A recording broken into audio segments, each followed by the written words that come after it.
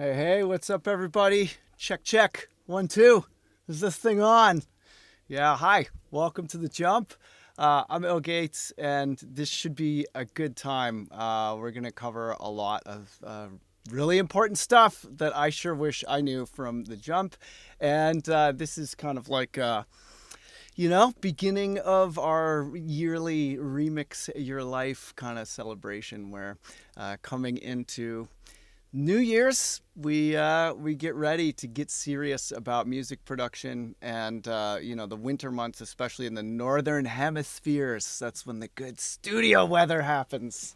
Yes, and I'm really excited. I'm doing January this year, of course, recording synth jams every day in January, and then February writing month is really fun too. 14 tracks in 28 days is the challenge, and then followed by Mix March. So there's going to be a lot of focus on those different things in our various courses that we're doing at the dojo this year. But the producer's path is really the main course for Remix Your Life. And if you've never done the producer's path, that's the flagship course, the one that everybody loves the most. And it's took 20 years to make. It's very effective and guarantees that you'll be making music that you're proud to share or your money back. And this year we're upgrading the guarantee because the success rate has been so high with people that we're expanding the guarantee to, the full length of the course. Like it's lifetime guarantee. If you're not 100% happy with the course, and you're not making music that you're proud of by the end of it, money back. So where else could you possibly get a guarantee like that? So check it out, theproducerspath.com, and I'll tell you a little bit about it here, and then we will get into the jump. Here we go. Did you know that you could be proud of the music you're making 90 days from now, even if you've never made music before? All it takes is a commitment to 5 minutes a day. Yep, just 5 minutes, and you'll embark on a transformative journey into music production and self-discovery. Can you spare that?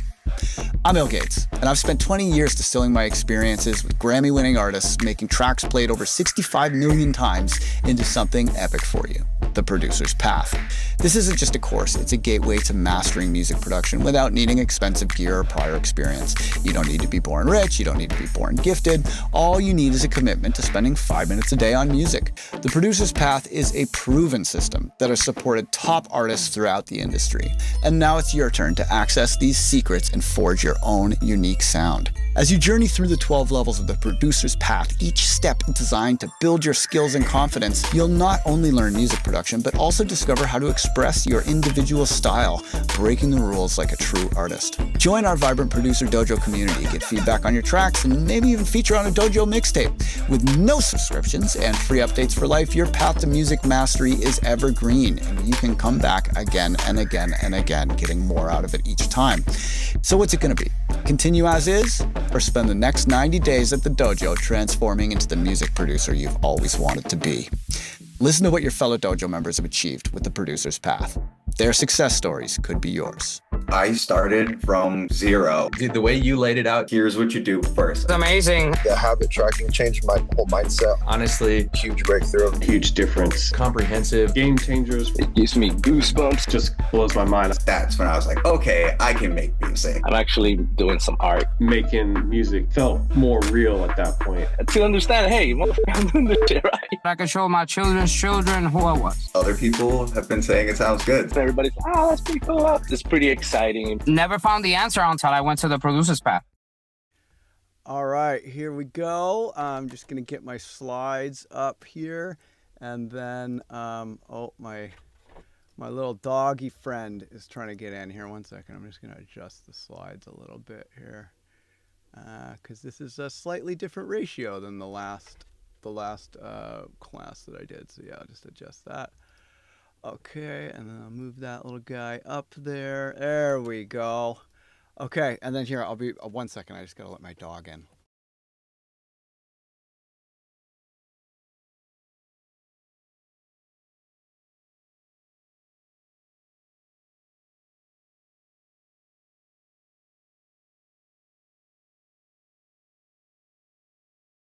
All right, welcome to the jump. I'm really excited. This is, one of my favorite workshops to do. It's definitely a favorite of people who are fans of the dojo and students and awesome music producers and stuff. It's a really fun collection of information, and it's pretty heartfelt. Like this is all pretty real. So I'm gonna get a little personal in this because when you're making music, especially when you're starting out, it's often like you feel like you're the first person that like ever had writer's block, or like you're the first person who ever had doubts about their music or imposter syndrome or all those things. And I want to let you know that that's not weird. You're not alone, and that you'll get through it. And this is how to get through it as quickly as you can. This is all the stuff that I wish I knew from the jump. So the main goal here is to teach you how to make music you're proud of, because that's always what people, that's kind of that's people's main goal, and I think that's really where a lot of schools get wrong, where they're like, oh, we want to teach you like everything about digital audio or every single factoid about this, that, and the other thing. And it's like, just making music you're proud of, like that's like a goal that's like your goal. It's not necessarily other people's goal. It's like your goal. And I think maintaining a sense of agency is really important in education. Like I always hated being told what to do. So yeah, make music you're proud of. That's like your goal, right? So, and if you signed up for the sign up that we had, I think Dave can probably post it in the chat. But if you want the PDF notes afterwards, which you may want. A lot of people like having those. So if you want those notes, make sure that you hit the registration link, and then you will get those notes. But yeah, the notes are handy, and there's some fun like links and things in the notes that you'll probably want to check out. So that's a thing. All right. So my goal in being an educator has always been to be who I needed when I was younger. I remember hearing these words like, be who you needed when you're younger. And I was like, you know what? That makes a lot of sense. That's another great goal to have. So yeah, so that's like my goal, is to be who I needed when I was younger. So when I go through some of these problems and stuff, you gotta understand, like, these are these are my very real problems that I faced. And if you are facing them and you're kind of like wondering, like, what the deal is, or whatever, I'm not trying to be like holier than thou, or trying to I'm not trying to act like I'm immune to all these things. Like, these are totally, like, these are all things that I did that I had to learn the hard way and stuff. So in case you don't know who I am, my name is Dylan Lane, but I'm better known as Il Gates. To date, I mean, I made these slides like over a year ago, so it's probably like more than 60 million plays on 300 plus official releases. Over 1,000 live shows, which is a crazy statistic, on 5 continents. Official releases with Gucci Mane, 42 Doug, Alanis. I got another new one with Alanis coming soon. And Star Wars, charted on the iTunes top 10 many a time. First person to ever sell a commercial Ableton DJ template. I also created the 128s technique, the mud pies technique, and many other, like, just classic techniques that are actually more famous than I am. Like, I recently did this software. I learned to code, and I recently made some software. I wanted to like get all the mentions of 128s, the 128s technique from YouTube, because I was like, I know there's people using this technique and they're not necessarily saying my name in the video. So I like designed a piece of software to do it. And like, I made this video on the Producer's Path page where they're all end to end. And there's like, even if they just say the word 128s in each video, like just 128s, 128s, 128s, it's like 15 minutes. Like, there's like hundreds and hundreds and hundreds of tutorials. It's crazy. Same thing with mud pies. Like, these are near universal Ableton techniques. And I got the receipts. These are my words that I invented for these techniques. And I mean, 128s was invented in around 2006, 2007, and then I shared it in 2010. So the 128 technique is almost 20 years old now, and people are still like, I'm gonna blow minds on YouTube with this like 20 years later, you know? So can't fake that, right? I've also taught at a bunch of different like audio schools like the SAE, Berkeley, NYU, the Ableton Education Summit, etc. And some of my students have gone on to become as famous can be. Like Illenium sold the most tickets of a single headliner EDM show ever in history. That's crazy. Morgan Page got a Grammy. G. Jones, one of my favorite musicians ever. Chi, same thing. Dr. Fresh, if you listen to like Bass House, Dr. Fresh is the guy. Apache, again, one of my favorite musicians now, and he, took my Ill Methodology workshop and liked it, and studied with me. And then next thing you know, he's blowing up and invites me to do a remix, which is pretty cool. Claude Von Stroke, aka Barclay Crenshaw, has been like a long time user of my templates. Mr. Bill Seal. Kiss from a Rose Seal. He loves the Infinite Drum Rack, uses it all the time. And then 10-time Grammy nominee Damian Taylor, producer of Bjork, Arcade Fire, The Prodigy of Montreal, and all these other amazing acts that you probably listen to all the time. Like I listen to all those acts. He was going through writer's block at one point, and not so much a writer's block, but like just kind of like a plateau, and he was in a bit of a funk. And he, even though he was like very, very advanced producer, took the L methodology and like basically put that workshop on repeat and like overhauled his whole studio, and then had like he implemented the methods in there and really changed up his mentality and got out of that funk and went on to get 10 Grammy nominations. Like, come on, who has students who go on to do stuff like that? Like, I'm not an institution, I'm just a dude, Anyway, also, sponsored by Ableton, Make Noise, Universal Audio, Moog, who are donating way more prizes this year for our Remix Your Life. Like every year at Producer Dojo, the we call one semester Remix Your Life, and that is like the January to March semester. And we got a whole bunch of Moog prizes, so that's going to be very cool. They really liked what we did last time, and then the winner of our Remix Your Life challenge was Nanaban, who came in.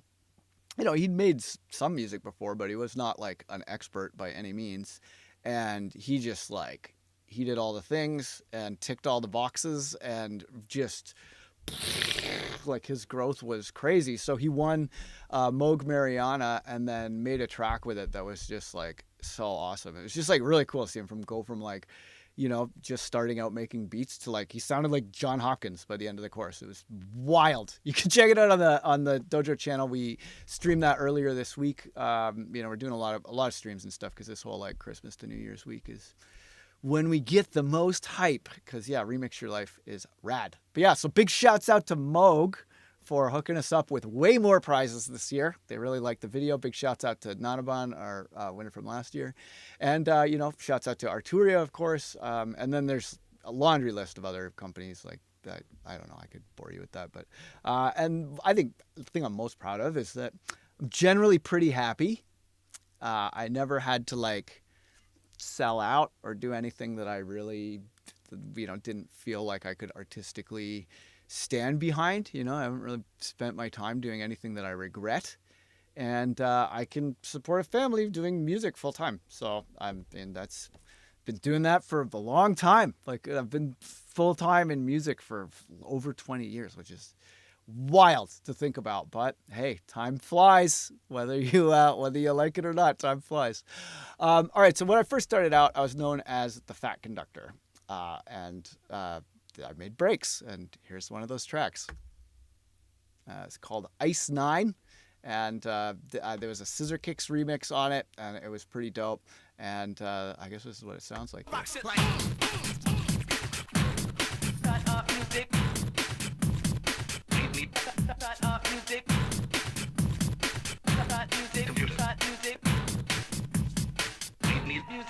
Computers. Time to get loose. Time to get nasty. Time to get loose. And get ready for a shock. subject that they're planning to use to crumble the morals of America is this rotten, filthy, dirty, lewd, lascivious junk. I gotta start bringing the word lascivious back. That's so biblical sounding. Oh yeah, good times. It isn't just the lyrics, it's the beat.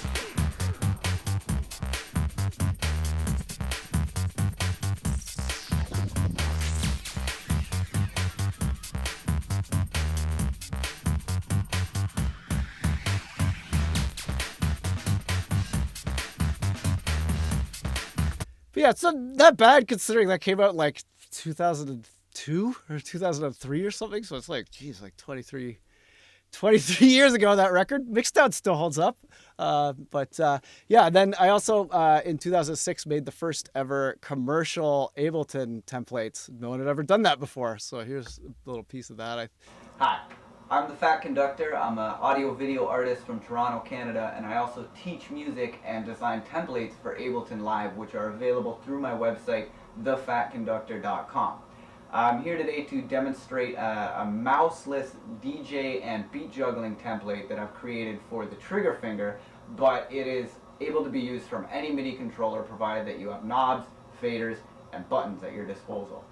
So that's pretty crazy that was like 20 years ago. And I mean, there's still people using those templates from like 2006, especially with like the mouseless control of like Bohm's MIDI Navigator and stuff. Anyway, there was not really a whole lot of people that were doing that kind of thing back then, you know, especially when I was the only one for a while. So that kind of resulted in a lot of like pretty big acts finding me on YouTube and using my templates. And then they would bring me in to be like a consultant on different projects or, you know, help them with their live sets or whatever. So I ended up like getting to work with a lot of pretty big artists right away, which was pretty cool. You know, there's Iodo, aka String Cheese Incident, on the left, and yeah, Jason Hahn's a homie of mine. I love him. He's so fun. I went on tour with them before. It was a blast. One of the funnest tours I've done. And then over on the right are underground rave legends, Rabbit in the Moon, who they're kind of one of those acts that, like, if you know who they are, it's a really big deal.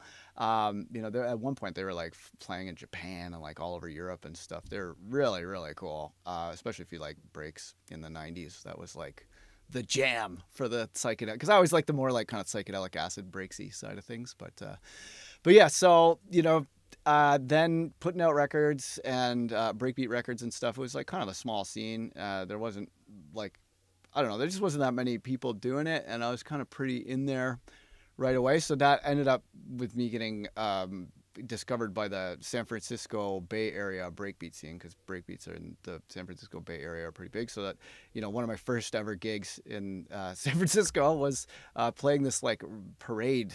And this is like in front of City Hall in San Francisco, like 20 years ago or something. It was pretty wild. That's right.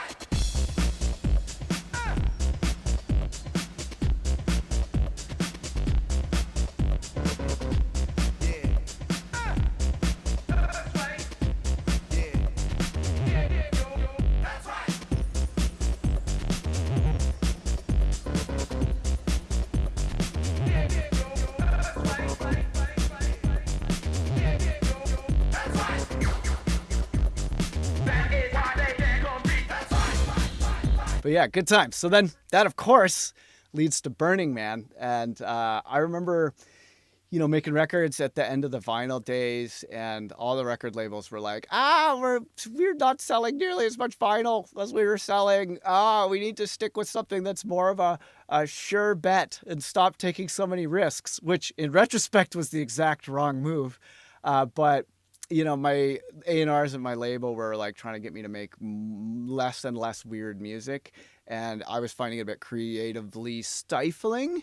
But then I ended up going to Burning Man, and when I played at my first Burning Man, it was a really different experience because, like, you know, artists and fans they're like all mixed up, and you like meet people a lot more, and yeah, there's more time to have like a heart to heart than if you're like at a club or like some hectic outdoor parade event. Like, you don't really meet people as much, and except for at Burning Man. So, I started meeting fans, and my real fans, like the fans who were like biking around Burning Man to come see me at these different sets, they, when I spoke to them, they were like not as impressed with the, more conservative breakbeat music that my A&Rs at the label were nudging me towards, and the music that the people who were willing to bike around to see me liked was always like the more fringe, weird side of my discography. And they were the ones who like knew to ask me about like where the samples come from, et cetera, et cetera, et cetera. So that really kind of got me thinking like, hey, like maybe these aging record label A&Rs don't have their finger on the pulse of what people actually like. And then when I saw like, the early glitch mob, like, cause that was like 2006 Burning Man was kind of like the birth of the glitch mob. That was back when there was like 19, 20 people in the glitch mob. Like they had this stage takeover at Nexus that was so dope. And I mean, I'd always I really liked Edit's Crying Over Prose record, but this was before Certified Air Raid material came out. So I remember being like, yo, this like mid-tempo, slow scene that's finally brewing is awesome. Because in the 90s, I'd always, DJ'd like hip hop and breakbeat music for like breakdancing crews. And then I really liked like weird Aphex Twin, Square Pusher, like Murs Bow, weird noise and, the like more strange sound design. I was like, oh yeah, I want to do like, hip hop inspired stuff with like scratching and like, battle DJing tactics and stuff, but have it be more on the experimental side and like, bassy and weird. And when I saw people partying hard to BPMs like 85 BPM, that was new then, like 2006, like, dubstep wasn't really a thing in North America yet, like it was a little bit of dubstep. Like me and my 5 friends would go to this Dub Slingers at Timeless, and it was like this tiny little Jamaican bar, and there was so few people listening to dubstep that they like wouldn't even move the pool table out of the center of the dance floor. This like tiny bar. But yeah, so dubstep has come a long way since then as well. But yeah, so it was really weird, like, because I was basically like making glitch hoppy, dubsteppy stuff before that was a thing. And I was being nudged away from that. And then when I went to Burning Man, I was like, no, lean into the weirdness. Lean into the weirdness. And then I came home, and I guess lightning had hit my house or something while I was gone because my computer was cooked. And like, that was it for my hard drive, like catastrophic data loss. And that was how I learned to back up my data. So there's 2 types of people in the world. There's those who back up their data and those who have not suffered catastrophic data loss yet. And there's nothing in between. Those are the 2 types. So I was like, wow, I guess I'll never finish all those Fat Conductor tracks that I had on the go. And I had this band called the Department of Motion, and that album got cooked too. So I was pretty sad, but I was like, okay, it's time to turn the page and do something different. And that was when Ill Gates was born. It was like coming back from 2006 Burning Man. So after that like transformative experience, I was like, yo, I got to go back to Burning Man every year. And I made friends with a crew called False Prophet. And False Prophet crew is like really kind of small, cool crew. A lot of people there are like scientists and psychedelics researchers and like artists and academics and stuff. Like it's not like your average like mindless hedonism party crew. And they'd get a function one and do these Tuesday night parties that were always so awesome. And I remember playing there every year. And one year there was a woman in the crowd who's from Microsoft, and she thought my name, or she asked, like, she was enjoying my music, and she asked her boyfriend, now husband, Nathaniel, and Danielle asked him, like, hey, who's this? I like this music. And he's like, oh, that's Ill Gates. And she was like, hilarious, like my boss, Bill Gates. So then, some time passes, and I get a phone call in like November or something of that year, and it was Danielle from Microsoft. And she's like, yo, is this Ill Gates? This is Danielle from Microsoft. I want to book you for a show. I was like, there's no way this person is from Microsoft. Come on, right? So I thought it was a crank call. And so I was like talking to her for a bit and kind of half serious about it because like I didn't have an agent or anything, and I was like, this can't be real. And then she was like, she was like, yeah, we're doing this party at Sundance Film Festival at the Bing Bar. We want you to play with like Questlove and stuff. And I was like, oh yeah, is Bill Gates gonna be there? And she was like, yeah, he'll be there. And I was like, do I get to meet Bill Gates? And she's like, oh, is that one of your conditions? And I was like, yes, that's one of my conditions. No Bill Gates, no Ill Gates. That's what I say. That's what I've always said. And she's like, okay, sure, And, she's like, how much money do you want? I was like, $5,000. And I was like, wow, she's down. Okay, interesting. Because like I was not really very famous at that point. It's still like that guy who you call when you need a template. I wasn't like playing big shows really. But next thing you know, plane tickets, reservations, work visa, and I'm hanging out with Bill Gates. It was crazy. So, yeah. I mean, look how much larger his head is than my head, too. Like, there's a lot of room for brains in that head. Like, it's a larger head than normal. But yeah, he, seemed pretty sincere about his charity work and stuff. But I was just like, I mean, you can see it on my face. I'm like, motherfucker, am I hanging out with Bill Gates right now? This is pretty weird. But yeah, pretty funny. So, looking back at that story, you gotta ask like how did that happen? Like, cause I ended up going from like just some guy making music on the internet to some fans to more fans to even more fans. And like, how does that happen? Like cause I wasn't dumping money into a marketing budget. And even if I had $1 million for marketing, just because you spend $1 million on marketing doesn't mean it's going to work, like otherwise we would have all seen the Emoji Movie, right? Like I can't think of a single person who's seen the Emoji Movie. Like, I don't know what any of the characters' names are or anything, but I remember seeing like these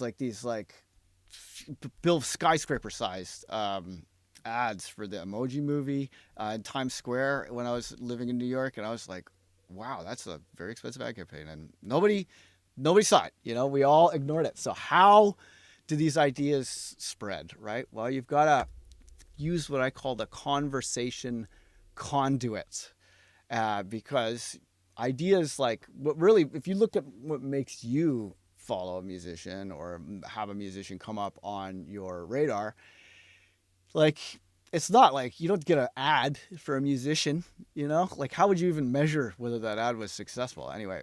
But yeah, you don't get ads for musicians. It's always like one of your friends who tells you about it. And if you can remember that conversation and you think it's cool, you'll check them out, right? So the conversation conduit goes like this. So you have friend number one say, hey, friend number two, what is this interesting music you're listening to?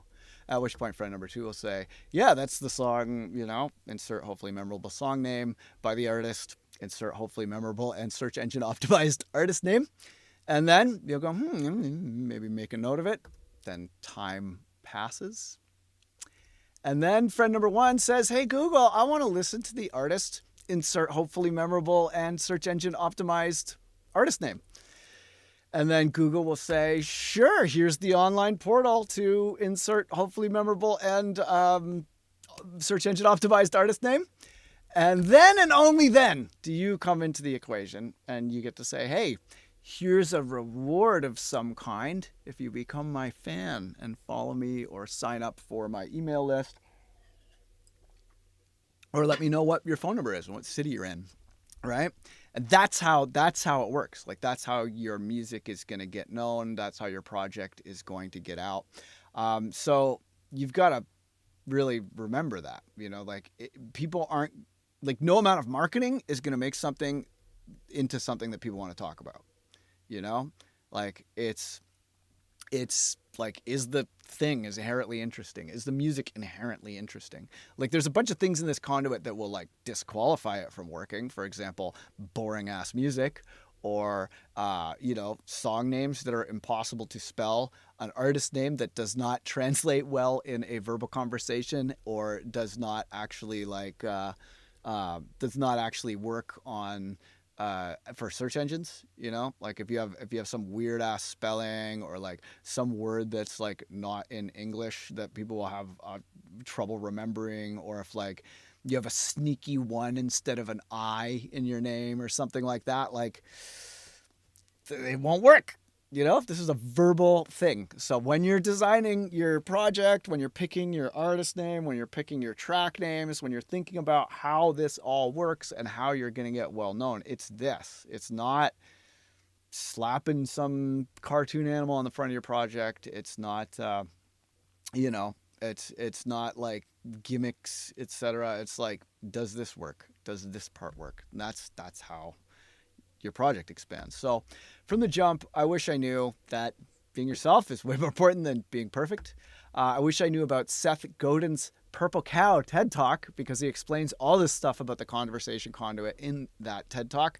I would play it, but I'd probably get a copyright warning on YouTube. So I will suggest that you just go check it out. It's like, 15 minutes, and honestly, mandatory viewing for every artist. So the Purple Cow basically is like a kind of a little parable that he has. But let's say you're driving down the street and you pass by some cows, and you don't care, right? You don't have a cow-related problem. There's not really anything abnormal about these cows. They might be awesome cows, but like you don't care how good they are. It just has no bearing on your life, right? But then you see a purple cow, and you're like, what?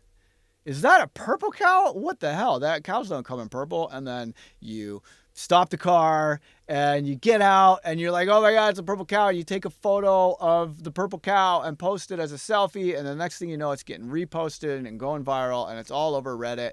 And did that cow spend any money on advertising? No, it was a purple cow.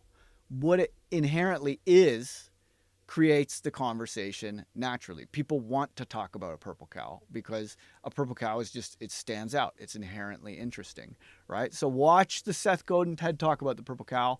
It's really important. And that TED Talk is something every artist should know, because the tendency, especially if you're looking at it as like a new artist, the tendency is to like look at these like big kind of generic sounding artists that are like super famous and be like, okay, well, if I want to be famous, so I'm going to like water my music down and try and make music for the masses or for everybody, and focus more on like executing this like very narrow definition of a genre, rather than figuring out like who you are and what you have to say as an artist, and like figuring out how to position your project in the field of your genre, et cetera, et cetera.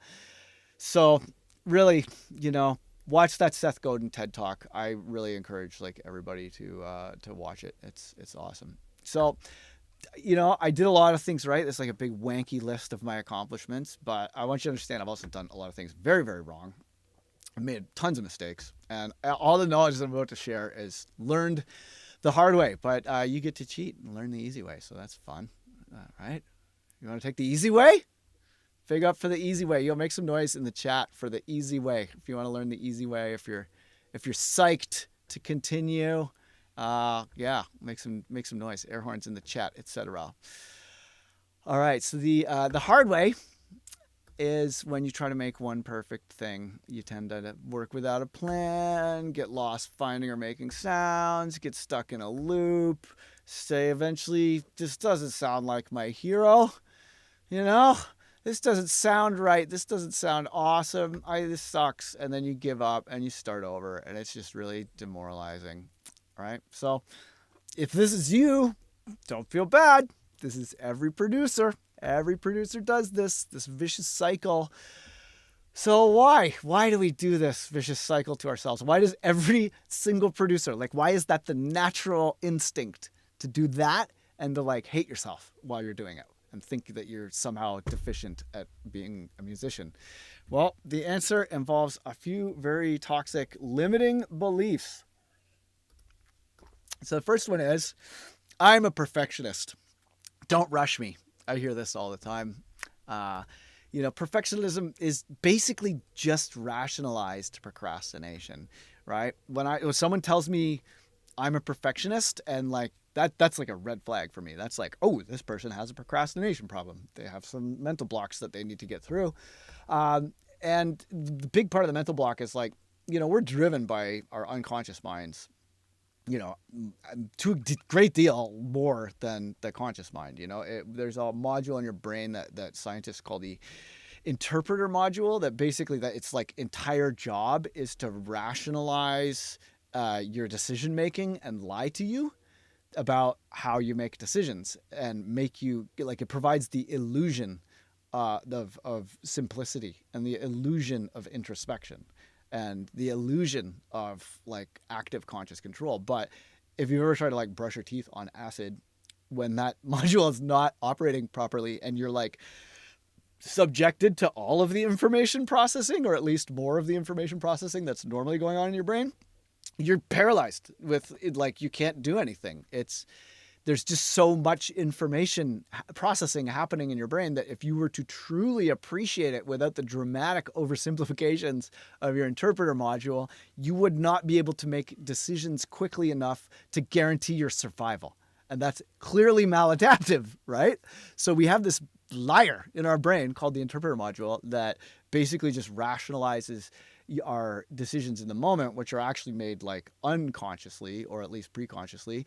And your procrastination is often that case. You'll think like, I'm a perfectionist, as an explanation for this behavior, but normally it's basically like egoistic fear. Like you don't want to be open to the criticism of others. You don't want to be vulnerable to the criticisms of others. And when someone criticizes a work that's not finished, you get to say, oh, well, it'll be perfect when it's done. I'm a perfectionist. Don't rush me, right? So you got to remember, there's no right and wrong in music anyway, and you shouldn't really care too much about what other people think of your music, because what's right to one is wrong to another. What sounds right today will sound wrong tomorrow. Music history is a history of people taking something that was objectively wrong, that you just don't do, and then finding a musical advantage in that. And then it becomes a breakthrough, and then it becomes trendy, and then it becomes normal, and then it becomes boring, and then it becomes passé, and then it becomes a new rule that needs breaking by someone else, right? Like that's how music moves forwards, right? So, you should be worried if like nobody cares about your music, not if you have one hater. Like haters are a mark of legitimacy anyway. Like I love it when I get a hater, because it's just like free engagement on the social media algorithms. And besides, if you follow the Facebook papers, you'll know they weight the angry emojis far more traffic than the like. Oh God, they're disgusting. But yeah, so in a domain where there's no right and wrong, right? There's no objective right and wrong, then what is a mistake? Right? Like you're supposed to break the rules. You're supposed to do the things that you're not supposed to do, because that's how you research new sounds and make breakthroughs, right? Is doing things that are like wrong or off limits. So if that's the case, and like you're not actually going to like hurt anything by making mistakes, then the only real mistake is hesitation, right? So another limiting belief, you have to be an expert to make good music. Not true. Often the best music is made by amateurs and experimenters. Discovery is key. And it takes a childlike spirit to, they don't call it playing music because it's not fun and cool, like you're supposed to color outside the lines, break the rules a bit. And often the best sounds are from misuse. For example, the 808 is a drum machine, and 808 is synonymous with bass now. And many careers too will be sparked by tunes that are like way less serious than what that artist is normally doing. Like I remember Tigo was like they made super serious techno for like a long time, and then he had a homie in from out of town. They were like, let's remix Sunglasses at Night. We have like 2 hours before we got to go to dinner. And they knocked it out, and then that became like this huge, most popular track. And he was like, no one likes my serious music as much. And that's often the case, So I need to buy more gear and software. No, you don't. Like, who are the ones telling you that you absolutely must have this software or you're going to get left behind? Like, is it musicians? No. Musicians will tell you can make music on any piece of shit computer, or make awesome music on your phone. 99% of music you like was made on computers that are worse than your phone, right? Gear, promises simplicity. You know, it's always the magic pill. Just pay for the magic pill and you'll be a superstar, right? That's what it promises. But it actually, you know, I've worked with studios with lots of gear and studios with less gear. And I'm telling you, gear just makes it more complicated. And the Grammy-winning beat for Kendrick Lamar's Damn for Humble, the beat for Humble was made on an iPhone by a teenager on an iPhone with GarageBand, and it got a Grammy. So no excuses. Gear obsession, usually another form of procrastination. That, you know, ask yourself too, like, does this woman look happy? You know, like, is she stoked that she has the best synth ever! Exclamation mark. Like, this is a real cover of a real magazine. You don't need any of that shit, you know? Expensive hardware like synths and MPCs and stuff, Magic Bullet plugins that you see in ads when you're feed browsing. Your computer you already have is probably fine. Your phone is probably fine.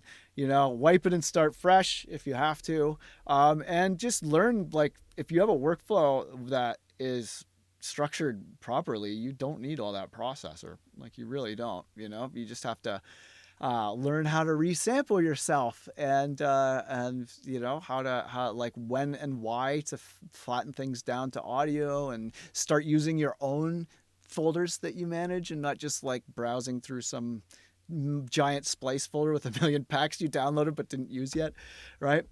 So yeah, what you really need if you're gonna buy anything as an investment in your music, what you really need is like time off from work. You know, like, it takes time, you know, even if you're making music super fast and like making fast beats, it takes time. Like, it doesn't not take you sitting down and making music. You know, if you want to invest in your music, invest the time to actually, like, you know, having a day once a week that you go in and that's your music day.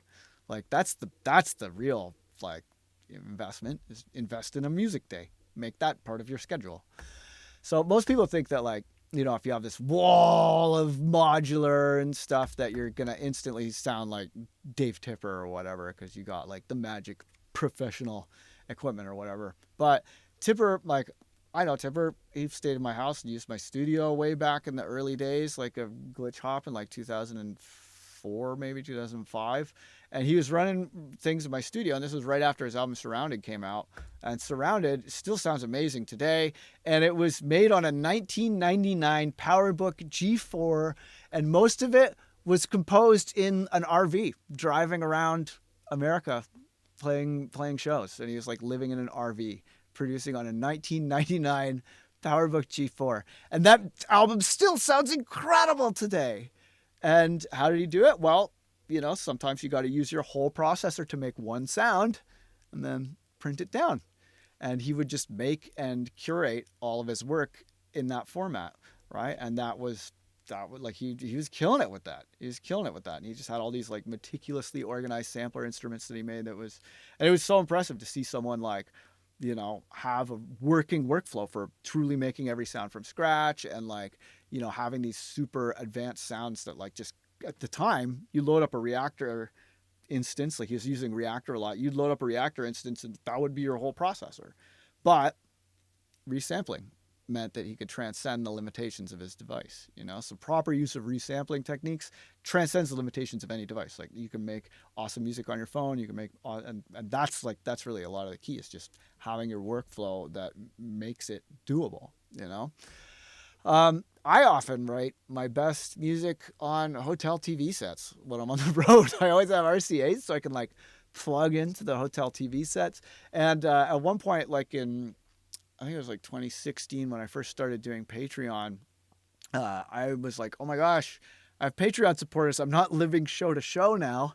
I can go travel. I subletted my place in San Francisco, and then my wife and I traveled all around the world. We went to like all these different countries, and I just had like a Bluetooth speaker and produced like mobile, and I made tracks on all three of the albums in the Airport series. All three of those albums had like tracks that were like either timer beats that were made in some place that I was at, or, you know, beats that were made on hotel TV sets, you know.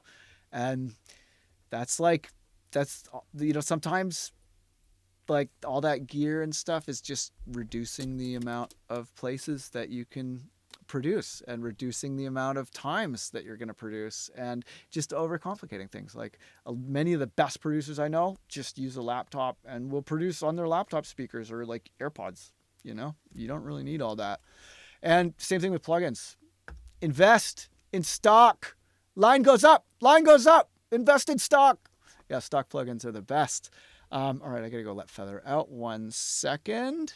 Did you know that you could be proud of the music you're making 90 days from now, even if you've never made music before? All it takes is a commitment to 5 minutes a day. Yep, just 5 minutes and you'll embark on a transformative journey into music production and self-discovery. Can you spare that? I'm Bill Gates, and I've spent 20 years distilling my experiences with Grammy-winning artists, making tracks played over 65 million times into something epic for you, The Producer's Path. This isn't just a course, it's a gateway to mastering music production without needing expensive gear or prior experience. You don't need to be born rich, you don't need to be born gifted. All you need is a commitment to spending 5 minutes a day on music. The Producer's Path is a proven system that has supported top artists throughout the industry. And now it's your turn to access these secrets and forge your own unique sound. As you journey through the 12 levels of the Producer's Path, each step designed to build your skills and confidence, you'll not only learn music production, but also discover how to express your individual style, breaking the rules like a true artist. Join our vibrant Producer Dojo community, get feedback on your tracks, and maybe even feature on a Dojo mixtape. With no subscriptions and free updates for life, your path to music mastery is evergreen, and you can come back again and again and again, getting more out of it each time. So what's it going to be? Continue as is, or spend the next 90 days at the dojo transforming into the music producer you've always wanted to be? Listen to what your fellow dojo members have achieved with the Producer's Path. Their success stories could be yours. I started from zero. Dude, the way you laid it out, Here's what you do first. It's amazing. The habit tracking changed my whole mindset. honestly, Huge breakthrough. Huge difference. comprehensive. Game changers. It gives me goosebumps. Just blows my mind. That's when I was like, okay, I can make music. I'm actually doing some art. Making music felt more real at that point. To understand, hey, I'm doing this shit right. I can show my children's children who I was. Other people have been saying it sounds good. Everybody's, oh, that's pretty cool. It's pretty exciting. Never found the answer until I went to the Producer's Path. Yeah, Producer's Path. All right, sorry, I had to let my dog out. She's scratching. She'll probably come back and scratch to get in a second too. She can never make up her mind. I'm like her full-time doorman, I swear. All right, so some more limiting beliefs. Complex songs are more impressive than simple songs. Oh, I hear that all the time. And this was a big one for me too. Good songs, really, they only just need to do one thing really, really well.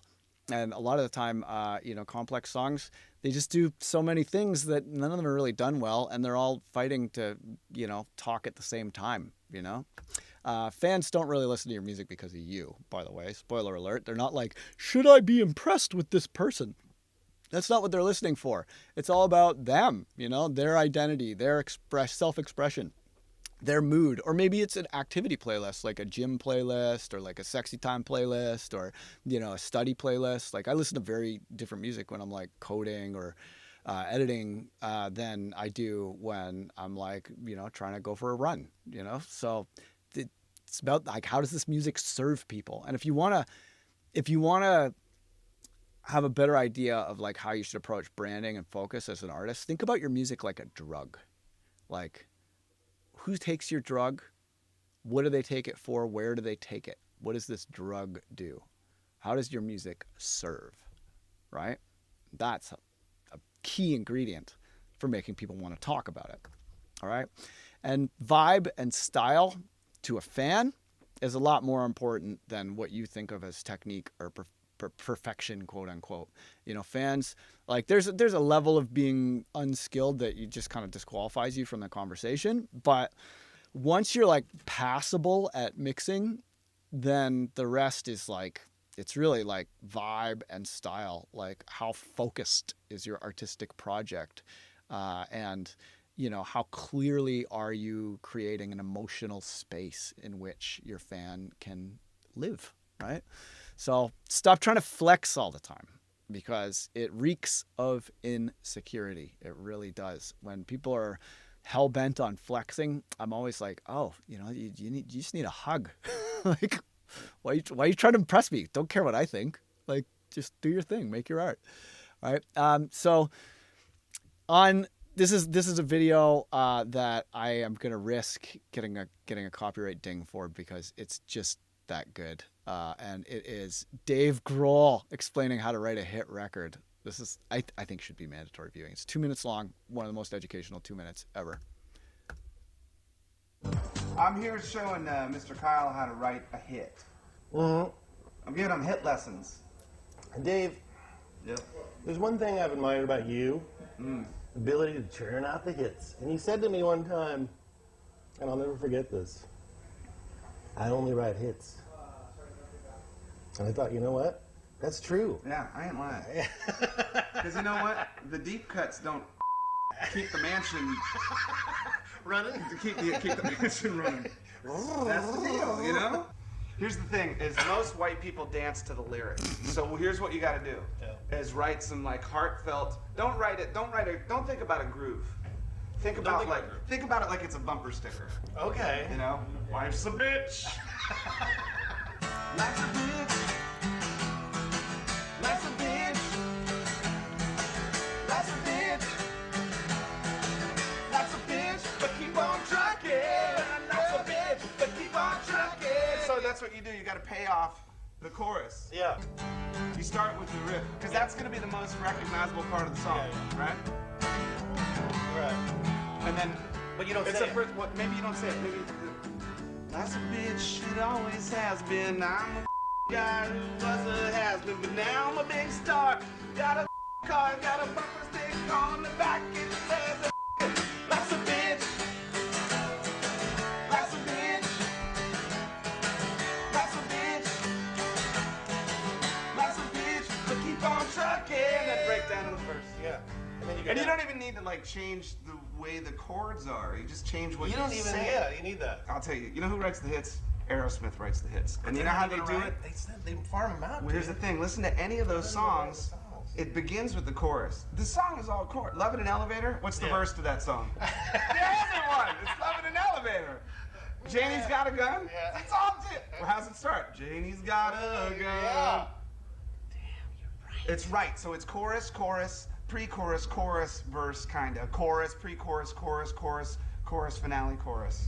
It's all chorus. Don't bore us, get to the chorus. Don't bore us. Get to the chorus. Hit lessons. You know what? 101. We did it. We kicked it out with Dr. G. I've learned more in these 7 minutes than I have the entire weekend. Nice work, Dave Grohl. But yeah, don't bore us. Get to the chorus. Love it. So here's a list of things that I thought I knew, but I was totally wrong about. Digital clipping is always bad, and you should never do it. Oh man, I wish I understood that digital clipping is the secret to modern loudness. There's other videos on the channel about that. High pass everything except for the kicks and the sub bass. Oh fuck no! Only high pass the things that need high pass, because EQ is ruining your shit. And if you look up EQ is ruining your shit, you will see my video about exactly how EQ is ruining your shit. Don't put an EQ unless you have a specific need, and EQ is like the last resort to solve that need, right? EQ during sound design is great. You know, EQ during sound design, like, yeah, do the craziest stuff you can during sound design, like break all the rules. But if you're trying to mix and you want things to be like transparent and you just want your channel to like fit into the mix with the rest of the channels, you should only really apply processing if there is an actual identifiable need and you cannot solve that in other ways. And honestly, just proper gain staging and clipping, you can beat most commercial mixdowns by just proper use of gain staging and clipping. You know, you don't really need that much EQ in your music, and generally the less EQ, the better. You know, at least when it comes to mixing. All releases need to be professionally mastered.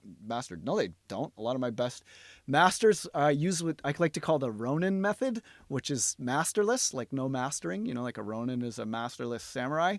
When you redline the Ableton master, the clipping is really, really clean. And a lot of the time it will sound cleaner when you just redline the master like a noob.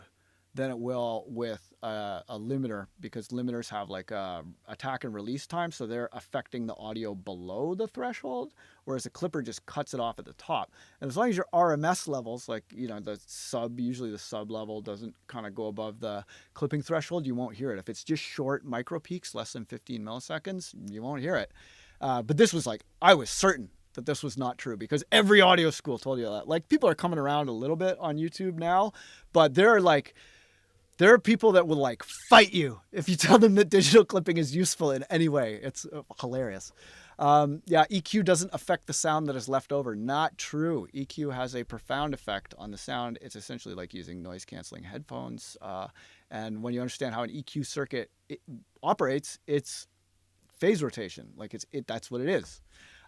There's no point in analog stuff because computers can do everything that analog can. That is not true. I used to think that until I got hired to learn a studio full of analog gear and teach it to someone who owned way more analog gear than they had free time. And I heard things that cannot be unheard. There is still great value to using analog gear. And then anytime you catch yourself saying all blank sounds the same, or that's simple, I could do that, that's usually a sound that your mind is closed. All right, here's a list of more things that I thought I knew but I was wrong about. That's simple. I could do that easily. I just choose not to. Oh, man. That is just arrogance. You know, try and make something simple that you feel is good enough to share. That is a challenge, right? Pop music is for basic bitches. I'm way cooler than that. No, pop music is really hard to make and do well, and especially the mixing. Like some of the mixing on pop records. Like I listen to pop records that I don't necessarily like to reference the mixing. You know, like a Serban Ghenea mix, like the mixes that he does for like Taylor Swift songs and stuff are like crazy. Like, but those are like $10,000 plus mix downs. And, you know, there are some people whose mix downs are worth $10,000 a track. Right? That person is only famous because of marketing. Oh, that is sour grapes, my friend. That is sour grapes. This is the sign that you're becoming a salty bastard. All right. I know which songs are my best songs. Not really. You know, most artists can't recognize it. It takes their fans and people that are not their friends to spot the real breakthroughs. I can predict what my fans are gonna like. Nope. You got to test. I need an agent. I need a manager. I need a PR firm. I need a videographer. I need a web developer. I need this. I need that. The other thing. No, these are all things you can learn. You know, they're not magic. And, you know, you shouldn't wait for other people to come do those things for you. Like every one of those things is just holding you back from like learning how your own business operates. Like you have to wear all the hats and like learn all those things, or at least know enough about them that you can hire for those tasks properly. Right. So don't be like, hey, here's this visible line on this side is like spreadsheets and on this side is art, and I'm going to stay on the art side and like not learn anything about the rest and then assume some magic fairy in a suit is going to whisk me away to fame and success. That never happens. You got to DIY and build your business to the point where you can hire for these tasks. And learned helplessness, you know, a lot of this is learned helplessness. And learned helplessness is very toxic mentally, because learned helplessness, like when you have, you know, decided that you have no control over these aversive things in your life, when you decide that you have no control and you relinquish your agency, that's like how you make a rat or mouse depressed. If you want to test Prozac on them, they have a system with like electric shocks and a lever, and then they take the rat from like the checkered cage and put it into a striped cage, and like now the lever doesn't control the random electric shocks anymore. And then if they put it back in the checkered cage and it doesn't turn the lever off that does turn the shocks off, then it's like, oh, it's learned that it's helpless. And even though it could turn the shocks off, it does not. And then they're like, okay, it's ready to test Prozac. Yikes, right? But that's how you create depression. So keep that in mind. That is dangerous. Learned helplessness is dangerous. And it's important to always preserve a sense of agency for your mental health. But the most important thing I've learned in all this, though, is from quantity comes quality. So we all want high quality music, but how do you get it? You know, from quantity comes quality. So learn to finish your tracks and then counterintuitively focus on getting fast.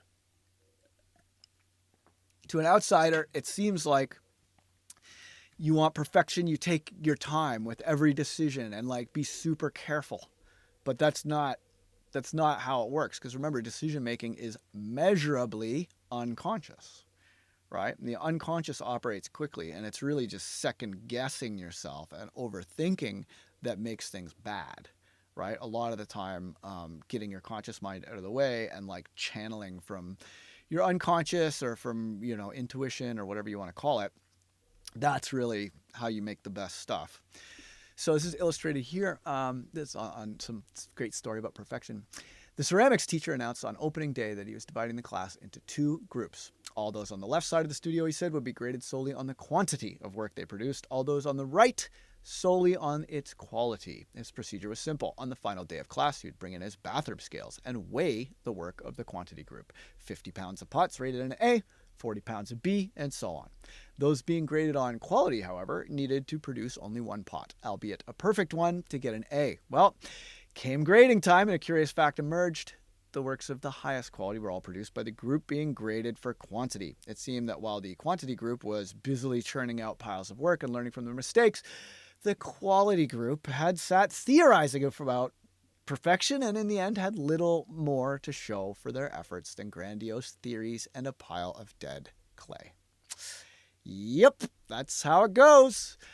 Bruce Lee famously said, "I fear not the man who has practiced 10,000 kicks once, but I fear the man who has practiced 1 kick 10,000 times."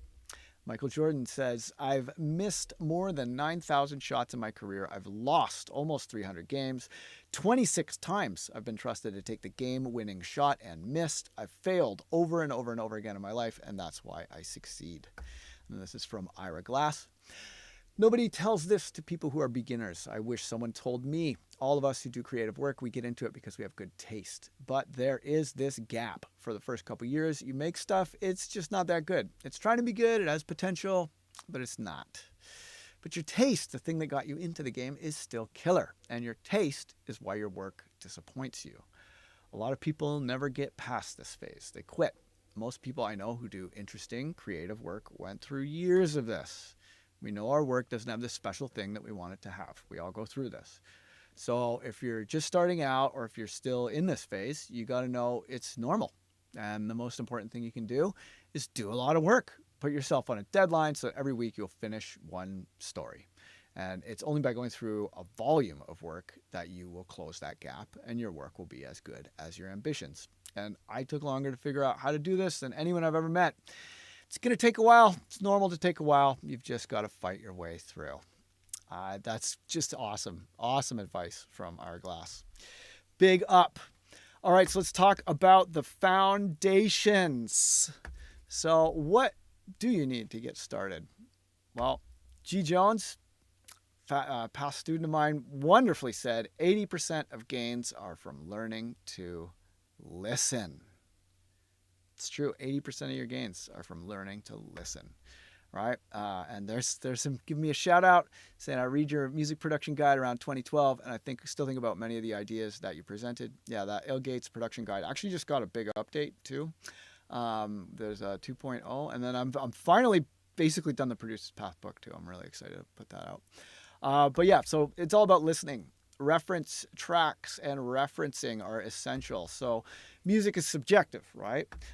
Only you can judge what is good or bad. And you can only judge that based on reference playlists. How loud should a kick be? Well, it depends. Are you making like a Sarah McLachlan song or like a Def Leppard song? They're very different songs, right? So I like to have like an all genre playlist where the songs are selected predominantly by my familiarity with them and less about how much I like them. It's just like you want a song where you know what it sounds like in a bar, you know what it sounds like at a festival venue, you know what it sounds like on a Bluetooth speaker, you know what it sounds like on headphones. It's just like that music that you've heard, whether you like it or not, all around the world. Like find songs within that category that you can bear to listen to, that are going to translate well, because this all genre playlist where you've heard these songs on a million sound systems, you use this playlist to get to know your speakers And when you're in a new set of speakers and you want to know what makes those speakers different from other speakers, this all genre sound system reference playlist, it will tell your ears how the speakers you're currently using differ from the speakers that you're more used to.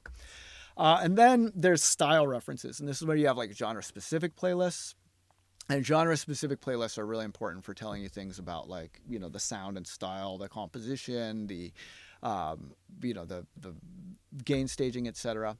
And for both playlists, you want to make sure that every track on there translates in every listening environment that you test it in, because there are some tracks that sound great in certain listening environments and terrible in others. Like Burial, for example. I love Burial, but I've seen people try and play it at festival sound systems, and I'm like, ooh, you shouldn't play this music that loud. It's not for that, So train your ears, train your ears. Use these playlists to train your ears. Most people have like kind of one all genre playlist that they use that they keep for a long time, and then many genre specific or style specific playlists. And those ones change more often because they're more about referencing style and less about familiarity, whereas the all genre playlist is all about familiarity. Okay, and you got to train your ears because you can't fix what you can't hear. Using your eyes can be very useful to train your ears. Getting some kind of visual metering. I really like the pure spectrum analyzer from Flux. That's the one that I swear by. But there are cool free ones out there too, but you just want to make sure that you have, accurate spectral metering and that you're comparing tracks directly using visualizers as well. Because while visualizers are not a replacement for your hearing, they might clue you in to listen in different spots and help you to notice things with your ears. Okay. And then you're going to want to do the arrangement exercise. So this is where you start with a simple reference song. You load it into your DAW and line it up with the bars and beats. And then you want to make empty clips for all of the sounds that you can identify and label them clearly. And then this will give you a visual of the arrangement and the composition of the song that you're analyzing. And you can do this in increasing levels of detail. So the next level of detail would be to remake the song. And this is one of the best things that you can do for learning. Study does not equal plagiarism. If you have hang-ups about, authenticity and copying, and there's all these toxic beliefs about that, you should check out, there's this movie called Everything is a Remix. It's a really fantastic documentary. I try to make everybody watch it because it really helps you to understand how creativity actually operates and how, the necessity of study is really important. And plagiarism is not good. I'm not saying you should plagiarize other people's ideas, but you got to recognize we stand on the shoulders of giants. I didn't invent the 12-tone equal temperament scale. I didn't invent 4/4 time signature. I didn't invent the white keys or black keys on the piano. I didn't invent Ableton, but all those things are part of my music. And so don't.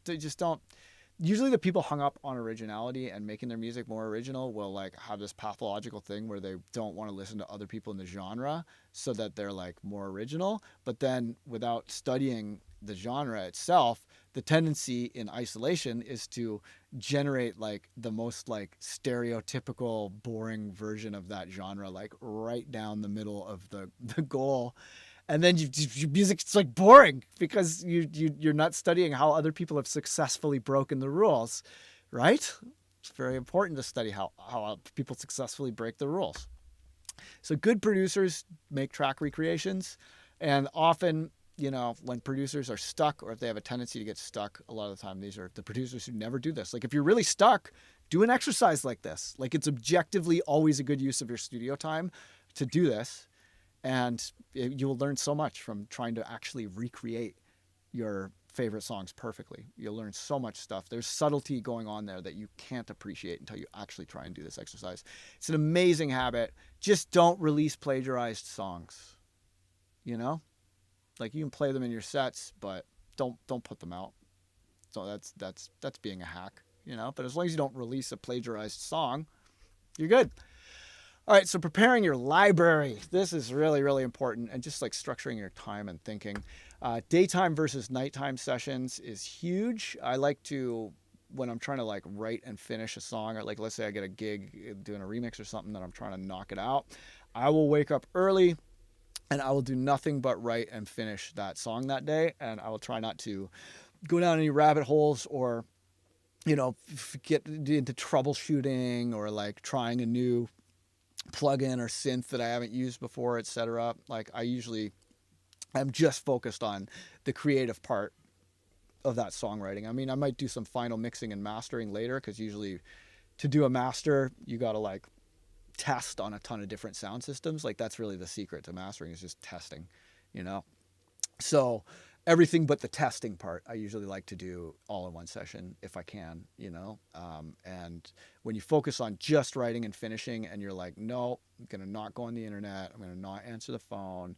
I'm going to not go digging through folders of samples. I'm just going to stick to what I have that is ready to go and the things that I know are always going to work. And I'm going to just like get the process to the finish line as fast as possible. Usually your best work comes out that way. And then in those smaller nighttime sessions where you don't have like 4 hours, you might only have like 20 minutes or something. Well, this is when you do some learning, some prep, some testing things, some finger drumming practice, make a drum kit, that kind of thing. Like anything that's not trying to get a specific project over the finish line. So so that's really good for organizing your time, but organizing your samples into folders of like snowflake sounds versus robot sounds, I think is a good habit as well. So snowflake sounds are unique and beautiful, and every one of them is special. And then there's robot sounds, which are, kind of like in the band, they're backing up the unique, beautiful snowflake singer, but things like a sine wave sub you can reuse again and again and again, the exact same sub on so many records, and it's no one's gonna care if it's the same sub because there's just not that much room for detail in a sub bass sound a lot of the time.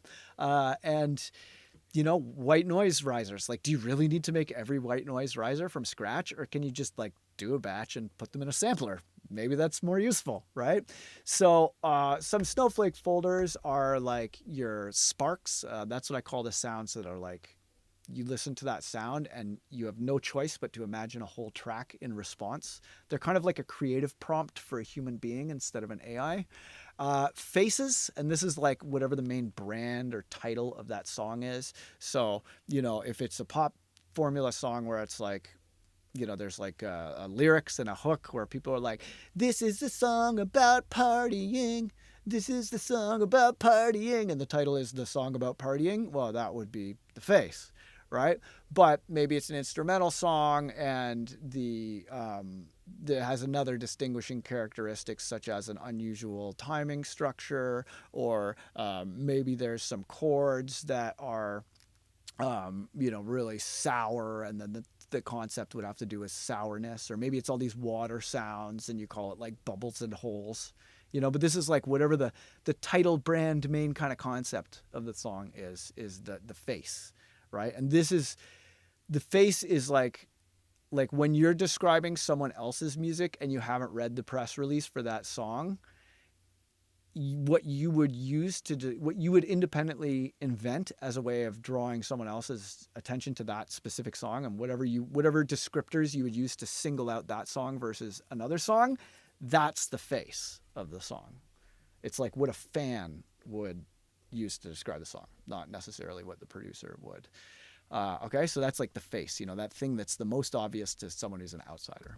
And then I like to have a folder of purple cow sounds. Every time I find something particularly insane, I'm like, oh, that's a purple cow, and it goes. And then IDs and stingers are really good. A lot of artists like to have like little signature sounds that are designed to be reused so that they're kind of like letting fans know that it's them. And this could be obvious, like spelling your artist name, or it could be like, a kind of like subtle Easter egg version. But it's a good idea to have a bunch of these IDs and stingers and like kind of signature sounds that are for reuse for your brand. But all the other sounds like the purple cow sounds, the face, and the spark, those you kind of don't really want to reuse them too much. But the IDs and stingers are like audio branding, so they should be reused. But the rest of them, you don't really want to reuse them. But robot sounds, these are all sounds that are designed for reuse, and intentional reuse of sounds is how you create like, a kind of sonic cohesion to your brand. So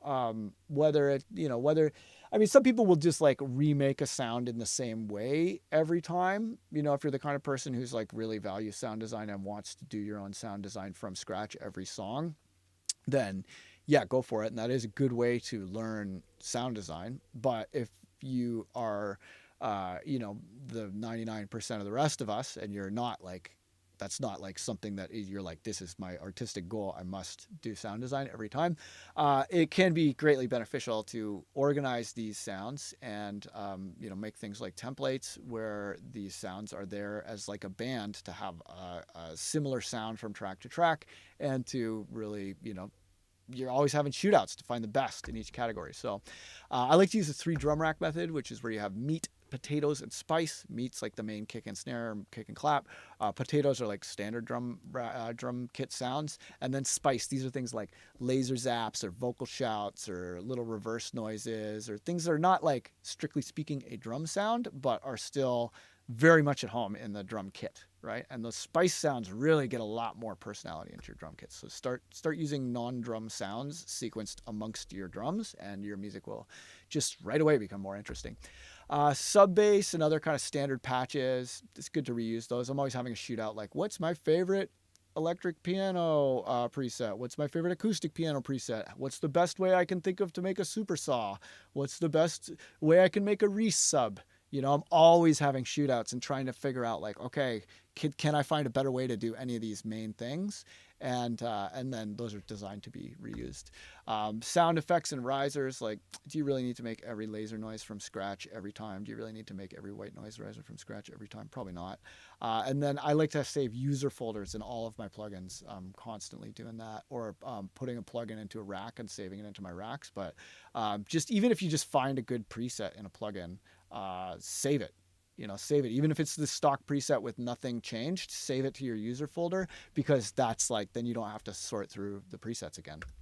And then channel strips and audio effects, I'm always reusing those. And, that again helps to give a cohesive sound to a catalog of music. So adding your best folders to Places in Ableton, or whatever your DAW's version of Places is a really good idea. I like to add my best sample folders to Places. Ableton will index them for fast searching.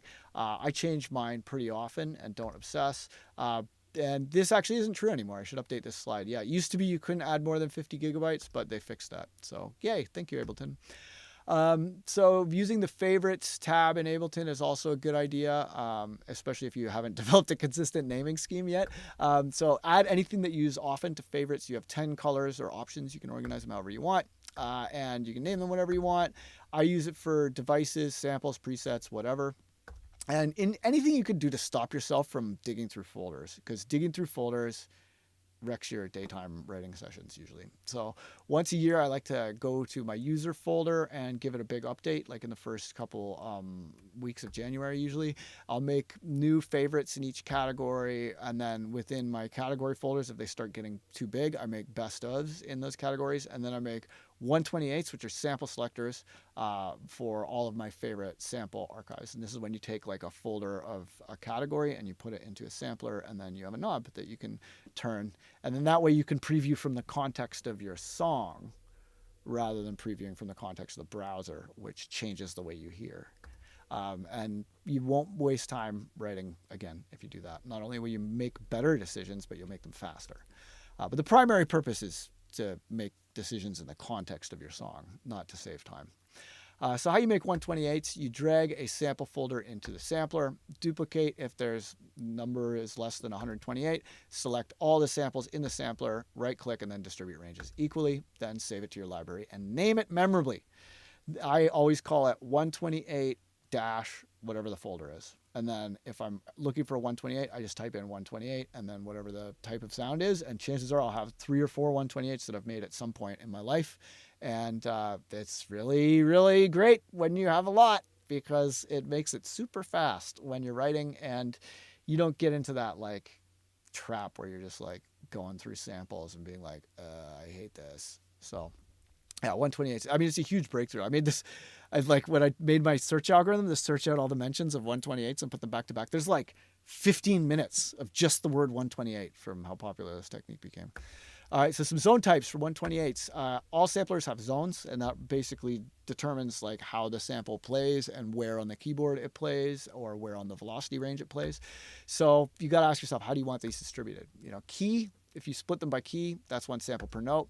Velocity can be cool if you want to have like soft versus hard. I like making these ramp samples where it's like a ramp of velocity going from low velocity at the start to high velocity at the end, and you can auto split those and then split them by velocity, and that's a really cool way to do sound design. I wish I started doing that earlier.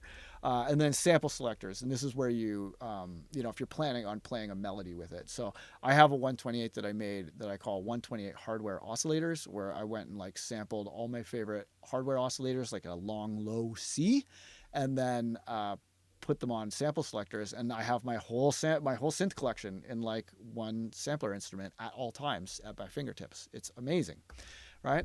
So then there's this collect on export option in the Ableton preferences that you should know about. This is asking, do you want to move your samples to the library when you're saving, right? There are times when you do, there are times when you don't. Yes is really good for, short samples and samples that you're like, oh, I'm going to use this 128 of neuro basses all the time. I love it. Yeah, great. Put it in the library. But you maybe don't need a 128 that's just chops of a stem from one particular song. Like if you're chopping up the vocal from one particular song, you probably want to use that 128 to make glitches in that song. But I don't know if you need that like big, long, high quality vocal stem in your Ableton library all the time. Or like I have a 128 of like ambience, that's like background sounds, like like Foley of like a coffee shop or a park or whatever, and those are like long ass recordings in super high definition, and if I took every full file from there, it would probably be like 2 gigs for that one sampler instrument, because these long high quality recordings of Foley. So I would say definitely don't bring that one into your library. And be aware, like, just don't max your internal hard drive. You should always have 20% free on your hard drive in general. All right, so in the workflow, how does workflow work? And this is good stuff. This is like the bread and butter of every musician. So every workflow, whether consciously stated as such or not, is kind of like a music recipe, right? Is the music part, the artistic part, figuring out what you're saying with your music, who it's for, when it's appropriate, why people like it, thinking about your music as a drug and like making the function of that drug serve the audience. That is art. But putting that into production is primarily a matter of problem solving. And if you think of the production pipeline as problem solving, like, you can get creative with how you solve problems. I'm not saying it's an uncreative activity, but if you think about it as like a problem solving pipeline that is like linear, you're going to have a much easier time making music, and you're probably going to finish more and better music by doing so, right? So, a lot of producers will have like a recipe, especially beat makers and stuff. Like, Dr. Dre even had the recipe. It's like one of his big songs was specifically about this idea, right? So you got to ask, what are your problems? What order do you need to solve the problems in? And then learn to complete it every time, because completing songs quickly is how you get amazing work, right? So focus on speed first, counterintuitively, and then quality will emerge through completing, right? Because the recipe will evolve more with practice. And then if you really want to take it to the next level, start doing timer beats. And timer beats are like where you have like a linear, like a high intensity interval training app. I really like this one called Seconds Pro. And I mean, they should really be paying me for how much I mention this. But I will make a linear recipe with like linear steps. And then I put 5-minute stages. And this is my favorite with the 5-minute stages. Here, I'll just change that to that. Chop samples for 5 minutes. Make some sequences for 5 minutes. Add drums and subs for 5 minutes. Find your riffs for 5 minutes. Make it drop for 5 minutes. Arrange and automate for 5 minutes. And when I follow those stages in that order, I found that I get much better results than with other recipes, right? But you kind of like, you start by specifying every little phase of the recipe, and then as you develop more and more skills, you can make them more and more abstract and less specific until you have like a half-hour timer beat where it's just like there's 6 instructions, you know? So like at first you need a lot of instructions. And then after, with practice, you need less and less and less instructions until eventually you can just like do it with no instructions really easy.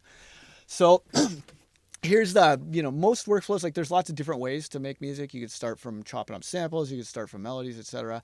But most of the time there's like 3 nearly universal stages to song creating, and then mix down and mastering are like stages 4 and 5. But there's usually these 3 specific phases to the songwriting and composition process.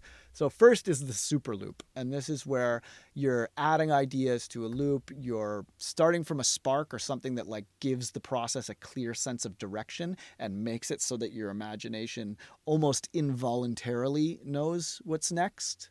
That I find is like, which prompt, which spark you're starting from will really help you to know what's next with certainty and to be able to move forwards in efficacious manner, right?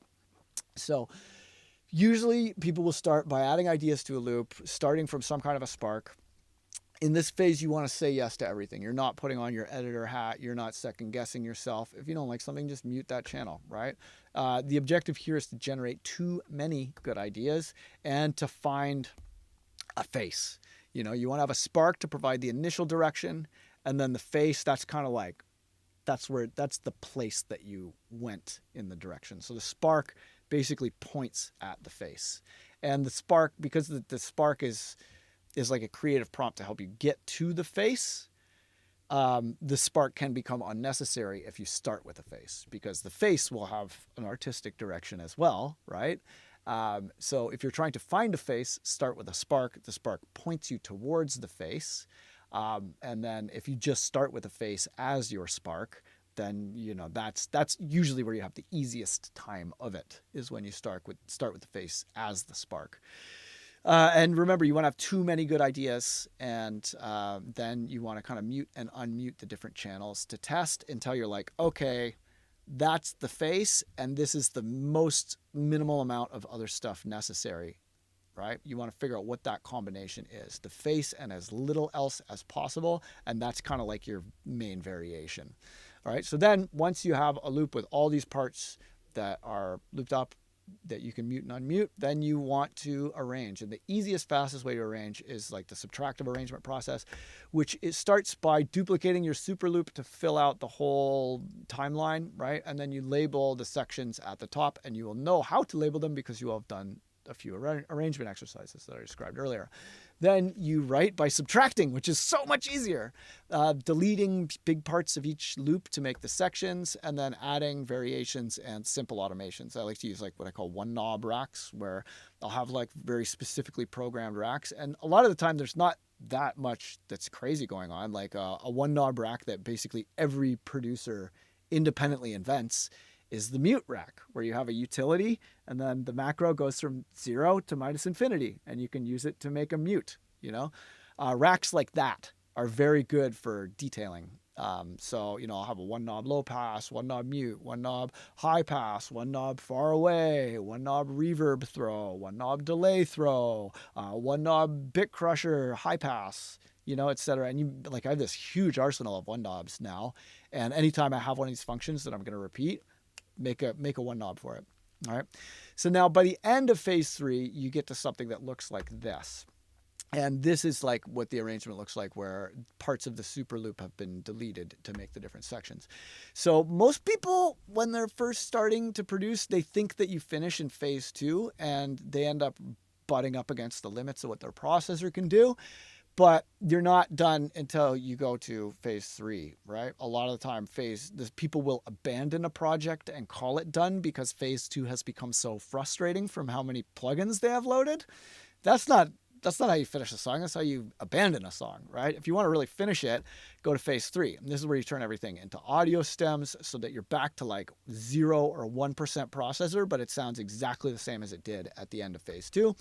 Then you can use detailing and edits and essentially remix yourself to finish the song. Like if you've ever noticed how remixing is far easier than coming up with a new original song from scratch, well, finishing a song by remixing your phase 2 is far easier than finishing in phase 2. right? So phase 3 can be thought of as like, basically you like make a new save in your project folder, render everything down to audio, and then remix yourself to finish. And this is so much easier, and it sounds way more pro. And there's going to be all kinds of little things that you just wouldn't have noticed if you didn't make a stem.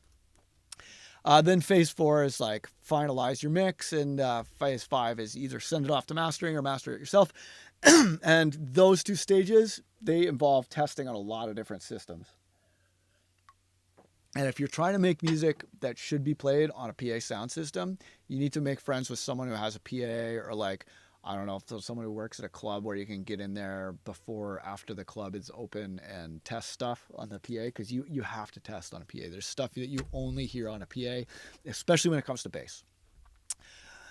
All right, so composing the mix is another one of my classic workshops, but I'll give you a kind of quick and dirty about it. So good producers know that production is the coming together of composition, mixing, and sound design. Ignore any one of those at your own peril.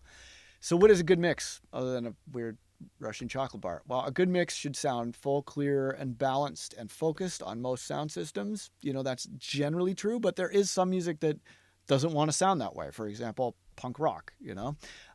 Music should usually have a good separation of foreground, middle ground, and background. You know, it should be clear to like what the main focus is. That thing needs to be the loudest and the most upfront. And then, you know, having middle ground, like most of the sounds are going to be in the middle ground. And then having a few sounds that are like super quiet. They provide a sense of scale, you know, like the deep, deep background, where you have these sounds that like sometimes, like especially if they have like a lot of transient or like kind of sparkly highs to them, putting sounds like that are really noticeable because they have like lots of transient or lots of highs, and then putting them super quiet is really good for creating a sense of scale. It's like drawing a little tree on the side of a mountain if you want to make a mountain feel big, but it's only as big as a piece of paper. A clear hierarchy of importance and focus is, I think you can say that that's pretty essential to a good mix across genres. You want to have, it should sound intentional, right? But the ultimate measure is really whether it sounds appropriate for the style of the individual song. And this is where the reference playlists come in, because, you know, there are no objectively right answers here. Like, you know, if you like polish the hell out of a Dead Kennedys record, I probably wouldn't like it as much, you know? So, and then you wanted to make it so sure that it feels like the mixing engineer understood what the original composer was going for. Like the mix should feel intentional, right?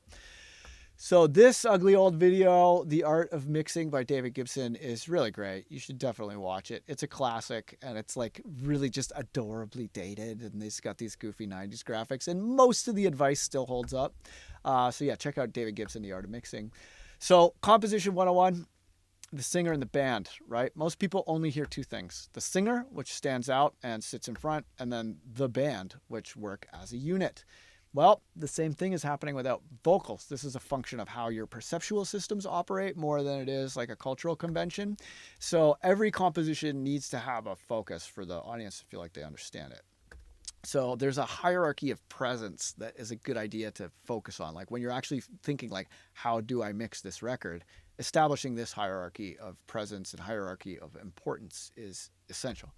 So the focus must dominate all possible aspects, you know, the highs, the lows, the sides, the transients, the pain zone. It can, if it's getting overshadowed in any of those dimensions, it can start to feel like it's in the back.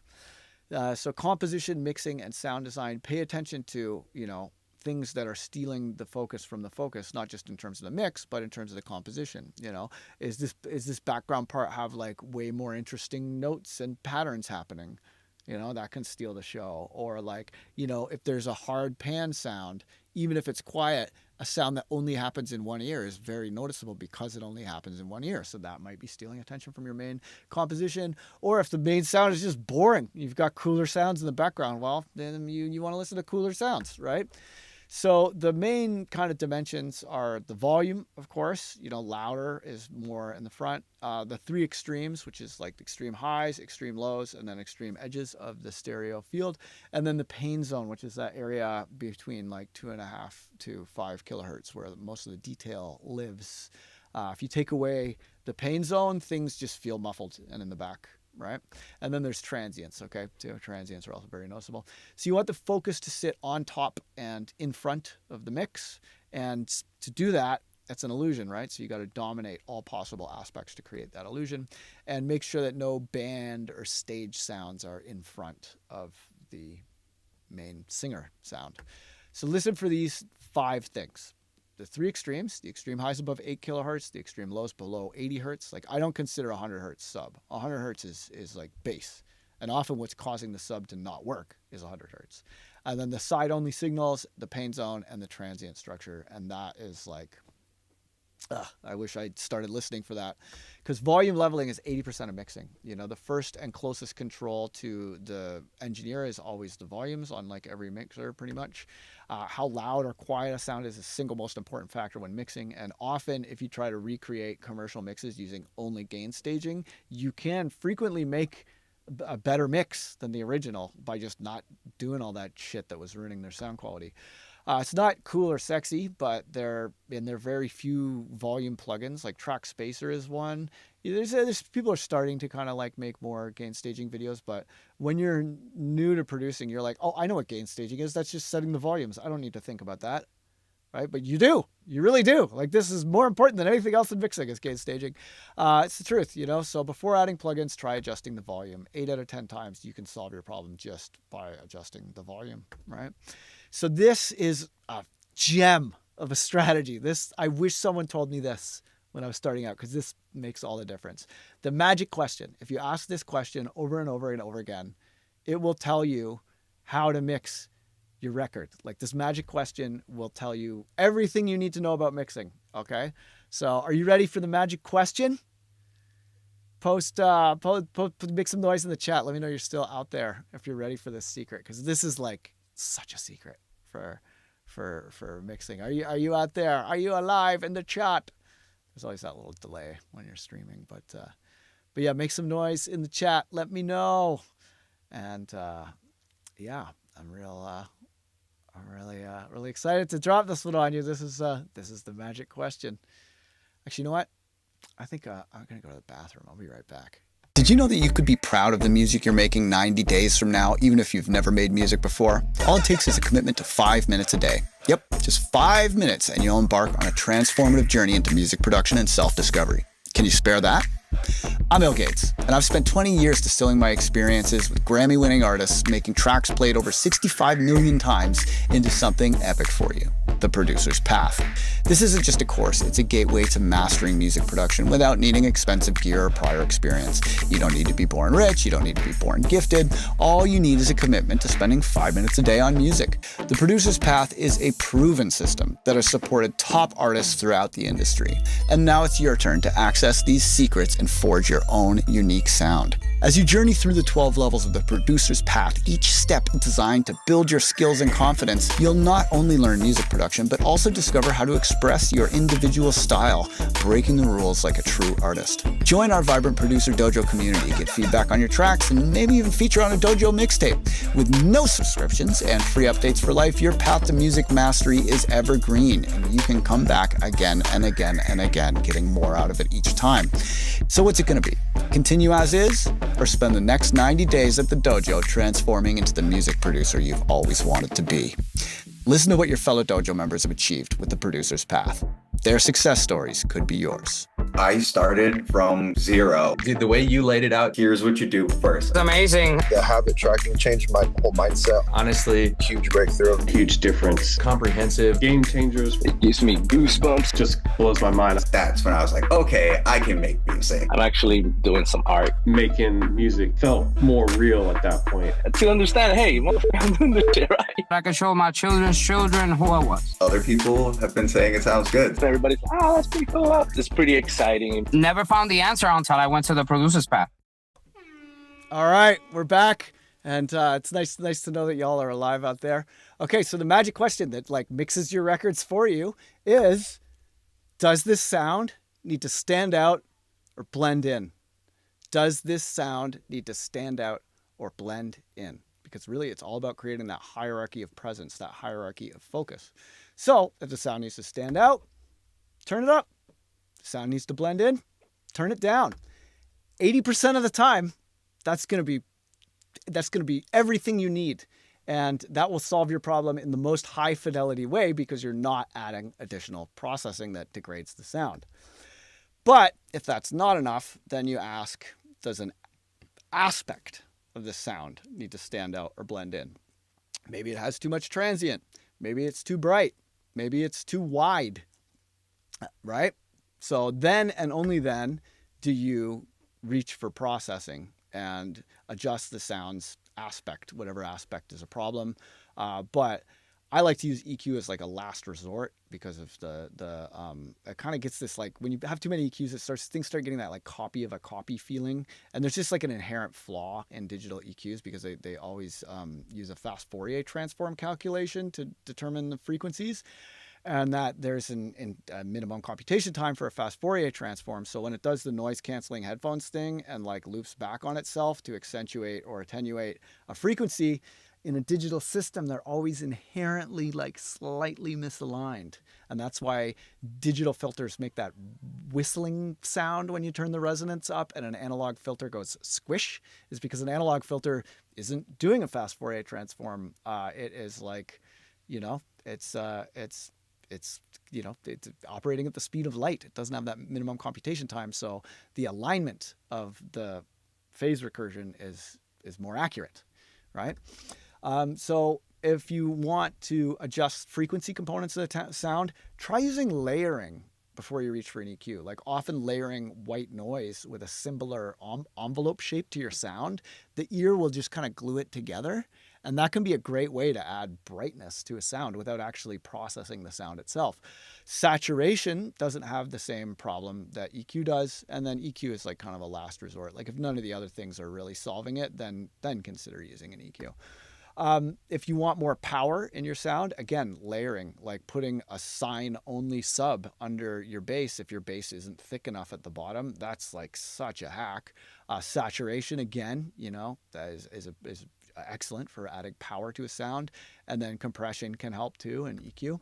If you want more transient, layering. Like often the best transients are when you cut a totally raw transient onto the beginning of a sound. Because remember, EQ is ruining your shit, and transients are the first thing to go when you EQ. So that's why like the Mr. Bill Slap plugin cuts raw transients onto the beginning of the drum hits because that is frequently what is needed. And your ear just kind of magically glues that transient onto the rest of the sound, and it just sounds like it's part of the sound. If you have like a little 5 millisecond click, that's just like a raw 5 millisecond click that you put on.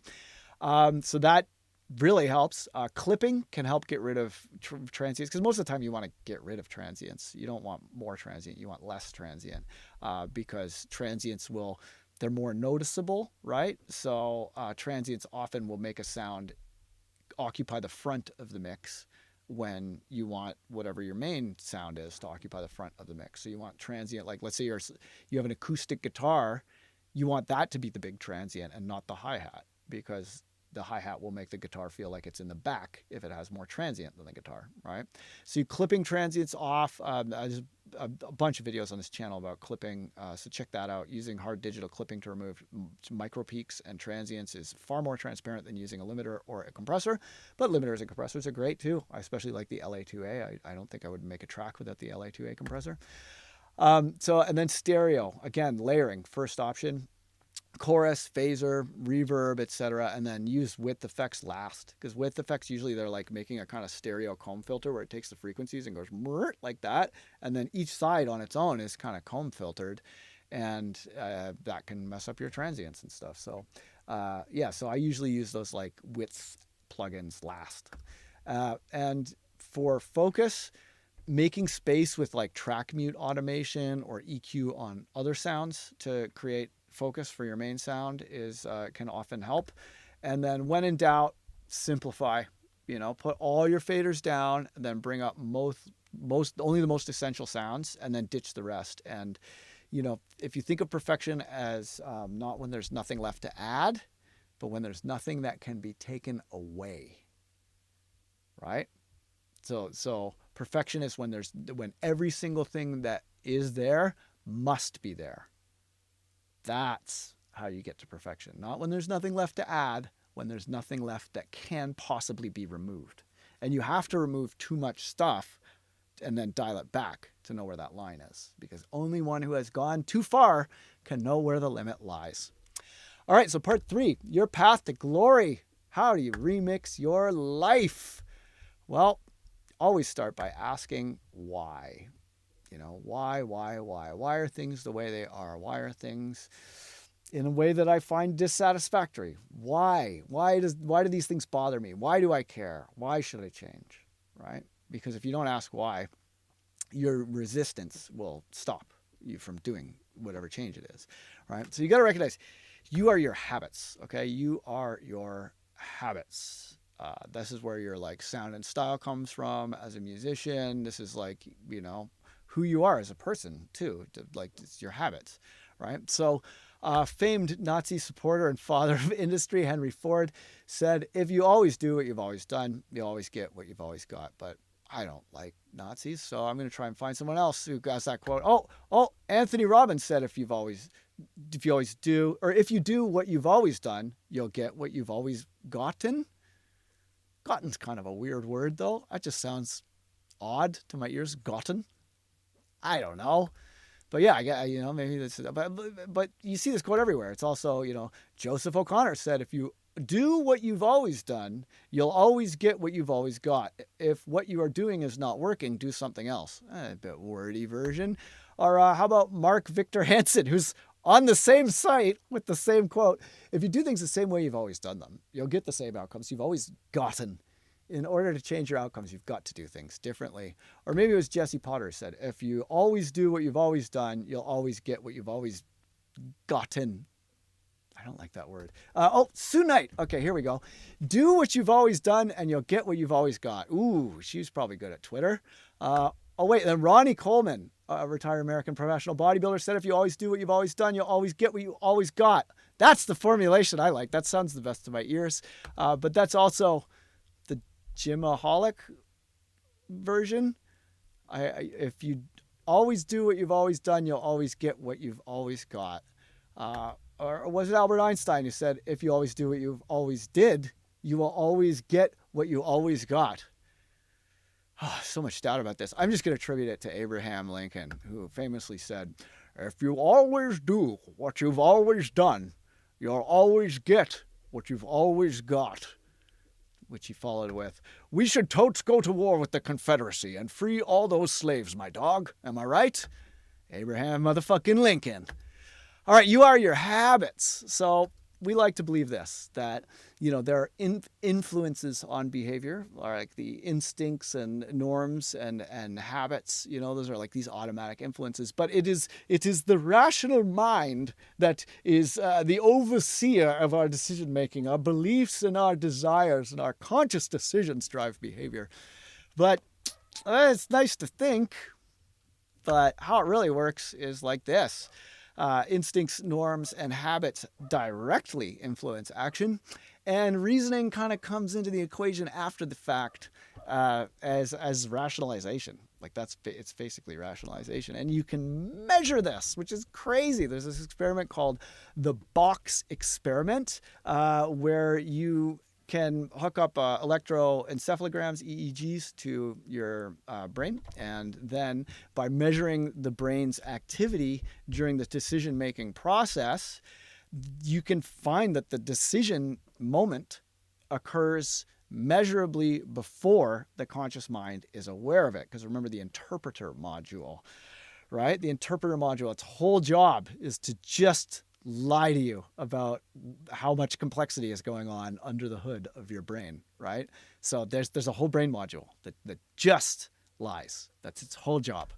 And this is beautifully illustrated in this Vsauce about the mind field episode. And this is the box experiment. Here we go.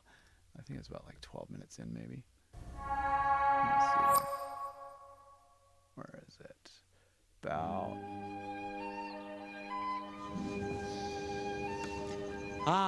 Nothing like bacon and eggs in the. Okay, here we go.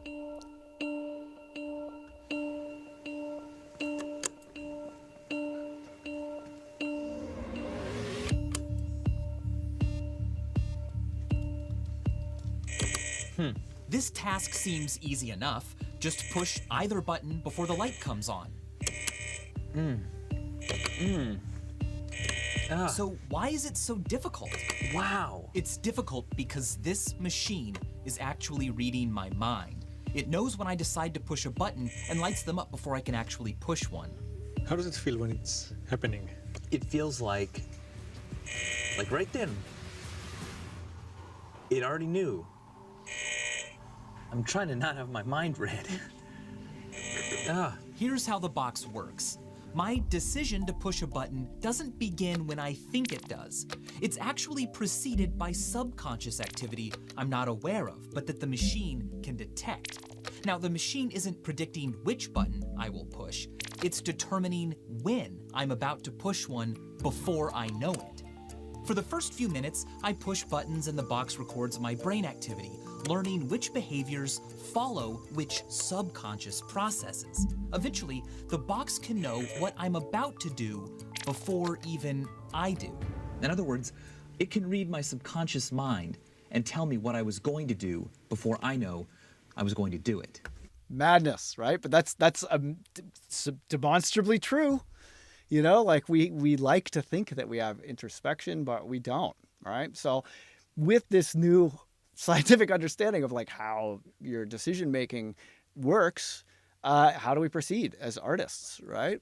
That's the question. So here's some stuff that Bruce Lee did not say, but that is true. He probably would say it if you asked him. Progress demands daily practice. New habits need discipline at first. Practice creates momentum. Momentum creates inspiration. Inspired work becomes a positive addiction. A mentor's job is to start this feedback loop. So why are habits so important? Well, habits conserve willpower, right? Decision fatigue is, again, a measurably true thing. Willpower is like when you're actively resisting temptation. And discipline is when you're actively creating a new habit, right? Because you're not tempted. Once the power of habit has come in and you're not in the habit of doing X, Y, or Z, it's not a temptation anymore. Like I've been a non-drinker for like 4 years, except for a glass of champagne I had when Henry Kissinger died. But I've been not drinking for 4 years. And the first like month was so difficult because I was used to getting free booze at shows all the time, getting free booze at the airport lounge, getting free booze on the plane, getting free booze at dinner with the promoters. And people would like be mad if I didn't drink with them. They'd be like, "It's my birthday, let's do shots." And I'd be like, "It's Tuesday," you know? But that's one of the quirks of being a professional DJ, right? So when I was actively trying to stop drinking, it was really hard for the first month. But now I look at people drinking and I'm like, that was weird. Why would you do that? Because I'm just not in that habit anymore, right? So habit is great. Habit allows you to kind of do things on autopilot, which does not use up your decision fatigue, right? Because decision fatigue is a real thing. Because you don't have conscious control over your automatic impulses, right? And your automatic decision making is usually like an emotional kind of arithmetic that's going on under the hood of your brain. But you can stop yourself from doing stuff. Like you can exercise, like what you do is not so much your choice, or what you decide to do is not so much your choice, but deciding to not do things does seem to be a little bit more conscious, right? And when you design your own system of habits, you're essentially like programming your automatic responses. And in my opinion, that's like a little bit more like free will. So Lally's research said that new habits form between 18 to 254 days, with the, average being like 60 something. I usually do 90 days to be safe, because 90 days, you get the whole center of the bell curve. Right, it's only the laggards that take longer than 90 days, and that's statistically a much smaller subset. So basically, one day plus 90, or one decision plus 90 days of willpower, is how you can make big changes in your life. And it's not like you're going to be consumed with temptation and need willpower past that 90 days. Like, it's just inertia. It takes more willpower for me to not make music every day than it does for me to like make myself get into the studio, because it's been such a long standing habit in my life, right? So good habits I encourage every musician to adopt are journaling, meditating, cooking, eating healthy, exercise, and especially budgeting and saving. Because if you're operating your own business, you need to be setting aside money for taxes every month, etc. Like that shit is no joke. Like I remember, when the pandemic came, and I was used to like there's some years I'd make like $250,000, and so I had some pretty substantial tax bills. And then when my income went from like really good to it's illegal for me to do my job, then I was like, oh, I still got to pay years of rich guy taxes now. Oh, it sucks. It fucked my whole life up. So yeah, budgeting and saving, definitely like be intentional about that if you're a musician, and don't put yourself in a fragile situation. Being resilient is essential. But anyway, if you're trying to adopt any of these habits, all it takes is 90 days. One decision, 90 days of willpower, huge changes, right? So this is some interesting research by Ed Deci and his crew at the University of Rochester. Before this research, we thought that the carrot and the stick was the only way to motivate anybody. We were treating everybody like Pavlov's dog, with the ringing bell and the dog drooling. We were like, humans are robots. If we give them rewards and punishments, we could turn them into drones to drive the economy. But turns out that for certain activities, there's a little more going on than that. So extrinsic motivation is like the carrot, the stick. We extrinsic, external, XXX. This is where you seek gain and avoid punishment. Rewards are motivating, and this is great for the workplace, but it often inhibits creativity.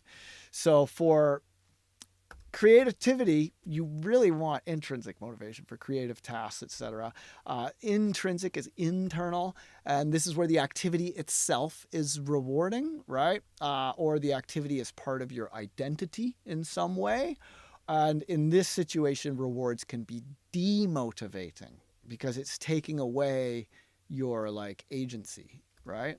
And intrinsic motivation fosters creativity, whereas extrinsic motivation tends to stifle creativity. And this is why a lot of bands will be struggling away in a garage all in obscurity, and they'll make an amazing first record, but then that becomes successful and the label's driving a truckload of money up to their house, and suddenly the songs aren't coming anymore. This is why. There's science. Thank you, Ed Deci. So Dr. Gail Matthews has 3 really interesting goal factors that when used together will more than double your likelihood of forming a new habit or achieving any other goal. So the first one is to clarify your vision, because you can't hit the targets you're not aiming for with any degree of reliability, right? Clarifying your vision. Like, what are you even trying to do? What are you even trying to do? Get as specific as you can about that, and then make a SMART plan. That's a specific measurable actions on a realistic timeline, okay? And then formally commit to your plan. What do you do every day? Because wake up and be a rock star is not an action that you can take. That's not a box you can tick on a task list, right? Turn this larger state, your larger ideal state, into a set of small measurable steps, and put those small measurable steps on the timeline and make yourself accountable for them, right? So committing to that plan is really important, and then sharing your commitment with others. This taps into unconscious biological programming. Like when you share your commitment with other people you respect, you don't want to lose face, So this creates a positive form of peer pressure that can really help. And I really encourage you to if you're working on a creative project, or if you're like, I want to make music, start telling people you're a musician. Start telling people about your projects, and then you'll feel like, what'll they think of me if I don't do the thing that I told them I'm doing? I don't want to be full of shit, right? And then the third factor is creating regular accountability with a third party whose job it is to hold you accountable. And, sometimes these meetings are good where you hold them accountable for their goals, they hold you accountable for your goals, and weekly check-ins were found to work the best. They tried monthly, they tried bi-weekly, they tried daily. Weekly were the ones in the research that were the best. And really, you only have to do 12 weekly check-ins, so 12 meetings. That's it. To clarify your vision, figure out, and you could do this all with the same person. Like maybe you have someone that you want to get your shit together with, Then you say, okay, let's clarify our visions, make up SMART plan, specific measurable actions on a realistic timeline, and then commit to the plan with like task deadlines on the calendar. Share your commitment with other people that you respect, and then 12 accountability meetings. That's it. It's very achievable, right? So other ways that you can kind of hack your motivation are loss aversion. Humans will rate the value of losses much higher than they rate the value of equivalent gains. So, for example, there's like a famous kind of story to illustrate this, where there's a tennis club with an indoor court and an outdoor court. The outdoor court is nice, but sometimes it's raining. The indoor court is never raining, but it is a very stinky, sweaty gym. So if you want to reserve the outdoor or the indoor court, you got to put down $50 a week in advance. That's the deal. So when you come back and then it's a sunny day, and the outdoor court is obviously better because it's a beautiful sunshiny day where the weather is just perfect. And of course, you want to be outside and not in the stinky gym. 80% of people will do the game inside because they don't want to feel like they've lost their money.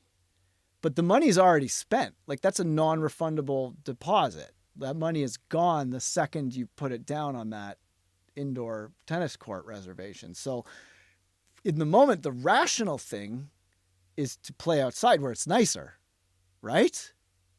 But 80% of people will behave irrationally in that situation, or like think of the times you've lost $100 and think of the times that you like found $100 on the ground or got $100 for your birthday from someone. Like, you remember getting $100, but a lot less than you remember losing $100. Like, I always remember that time I accidentally threw $100 instead of a 1 at a drag queen. I'm always like, oh, I'm so drunk. I gotta not do that. But yeah, getting students to bet on themselves is a good thing. There's this website, stick.com, where you can place bets on yourself, is really good. And then I used to be in a breakdance crew, and everyone else was like a straight edge vegan, and I was the only one who like smoked weed and ate meat and smoked cigarettes and stuff. And they'd always rip on me for it. They'd wait till I was stoned and then like make fun of me while I was all stoned. And I'm like, do you guys want to DJ or not? Like, come on. And then they had this bet going where everybody in the crew put down $50, and it was like 3 months of no smoking, no drinking, no unhealthy food, no drugs, and meet up at least once a week at this university in Ottawa, Carleton, where we knew how to sneak into the pool, and we'd meet up and we were unconsciously doing all of the Gail Matthews things, which is hilarious. So we were unconsciously doing that, and because they were all in the habit of these things already, they thought I would make easy prey. But because it was a new habit for me and I was driven by the power of spite, I was the only one who made it. They all slipped because they just weren't thinking about it as much. And I caught them all slipping. And the one guy, I bought him an eighth of weed, which was kind of cheating, but they didn't specify it in the rules. So fuck it, whatever, that's legit. But then after that 3-month period, I was vegan for like 12 years. And it was only like, when I started having vitamin B12 deficiencies that I just couldn't resolve except for injections. And I was like, yeah, maybe I'll eat meat. But yeah, like I was vegan for like 12 years, and that was how I learned to cook. I mean, I'm still very passionate about cooking, but it was, and it was only $50. But just because it was $50 and because that loss aversion, like I was rating the value of that loss far more higher than it would. Like I probably would have spent that $50 on weed and not thought about it, right? But yeah, so after 90 days, I fell in love with cooking, and thus Ill Plates was born. So stick.com is a great way to bet on yourself, but there are other ways that cost $0. So Nietzsche's eternal recurrence exercise is a great way to tap into loss aversion. And I'm actually going to go read you the version that I wrote from the Producer's Path book, which is here. Because I like it kind of better. Like the Nietzsche version is cool, but it's a little old timey. And I find for like modern audiences, it's better to like reformulate it a little. So this is my cover of the Nietzsche eternal recurrence story. All right, so close your eyes and take a deep breath. I really like close them. The lecture slide's not going to change or anything. I just like breathe in, deep, deep breath. Breathe out, deep, deep, deep breath. Breathe in. Breathe out. Breathe in, fill your lungs all the way up. Hold it. And then breathe out. All right, now keep your eyes closed. Imagine for a moment that you're dead, but somehow still consciously experiencing the passage of time. Instead of going to heaven or hell, you find yourself somewhere else. As the dim lights slowly come up, you realize you're in an old-timey movie theater, sitting on one of those velvet chairs with the ornate backing that matches the floral-themed relief work framing the thick curtains on the stage. A figure in a tuxedo walks to the center of the stage, tracked by a hand-operated spotlight emanating from the back of the theater. No matter how accurately the spotlight follows your host, his face remains a void of blackness, impenetrable to your gaze. The man-shaped shadow gestures broadly with his white gloved hands, causing you to glance furtively at the empty seats to your left and right. You felt alone before, but now you are certain of it. It is clear that this wordless introduction was for your benefit alone. The lights suddenly snap off, plunging the theater into darkness once more, making the sound of hands cranking the curtain opening mechanism all the more unsettling. A needle drops onto a scratchy old record as the movie begins, opening with a hospital scene that seems strangely familiar. As the scene unfolds without edits or pacing, you realize first that it depicts a birth, and then the hairs on the back of your neck prickle as you realize which birth specifically. The woman in the film is your mother, and the birth is your own. Over hours, then days, then years, you watch your own life play out on that screen, with no way to fast forward or rewind. The doors of the theater are all fake, leading only to the opposite side of the same space, like an 8-bit video game without memory or budget for additional levels. Eventually, you tire of escaping and sit back down to watch the film of your life looping over and over and over again forever. Imagining this scenario as vividly as possible, I want you to ask yourself how you feel about the events depicted in this real-life film version of your life. By whose standards do you judge your actions as the protagonist? What do you love about it? What do you hate? What makes you bored? While this exercise is admittedly imaginary, we all have to face a version of it in our real-life memories. Eventually, everyone who told you you quote-unquote should be doing X, Y, or Z will be gone, and it will be only you reviewing your life like a movie, an audience of one forever and ever to the end of time. Choose your actions wisely, friend. You only get one take. So that always helps me to tap into loss aversion. It really does. Another great way to tap into loss aversion is Bronnie Ware's book, The Top 5 Regrets of the Dying. And Bronnie Ware was a hospice nurse who talked to a lot of people as they're dying, and she found that there are 5 common regrets, and that these 5 common regrets, scientists then studied this, and she was right. These are the 5 regrets of the dying. Number 1, I wish I'd had the courage to live a life true to myself and not the life others expected of me. Number 2, I wish I hadn't worked so hard. Number 3, I wish I'd had the courage to express my feelings. Number 4, I wish I had stayed in touch with my friends. Number 5, I wish I had let myself be happier. I mean, could those be more relevant to musicians? I don't think so. You know what has never been a regret of the dying? No one has ever said, my only regret is that I didn't spend more time on Facebook. The likes unliked, the comments uncommented, the shares unshared. No one ever says that. That's some bullshit.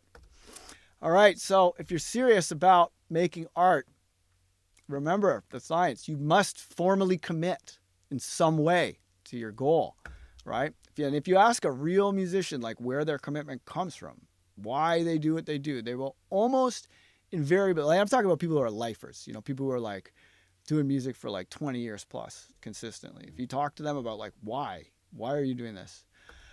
They'll tell you it's because they have to, they feel called to do it. They have to do it. So it's who they are. It's their identity. It's what they do. It's their purpose. You either feel that or you don't. It's up to you, and like, it's not like if you don't feel that, you're not wrong, it's just like some people feel called to make music. Other people don't feel called to make music. But if you want to make music your like career, there's no reason to do that because you have to, because you have to, like, it's not a career. It's not the most practical career choice, like it's not impossible, but it's also not the most practical career choice. And there's not a lot of job security or benefits, right? But if you have to do it, you have to do it. So think about it, do I have to do this or not? It's up to you. I'm not telling you what to do, right? But if you do feel like you have to do this, then commit, stop fucking around. If you have to, you have to. So rip that Band-Aid off quick and formalize your commitment so you can stop feeling shitty about it, right? So a great way to provide a deadline for a project like early in your music making is to make a birthday song for someone that you care about. Because this has a real deadline that you are definitely like accountable to. But you make someone a birthday song, how are you going to hate on a birthday song? Like, it doesn't matter how shitty the production is on a song someone made me for my birthday. I like that song because they made it for me for my birthday. Like, that's awesome. It's nothing but net when you make a birthday song for people.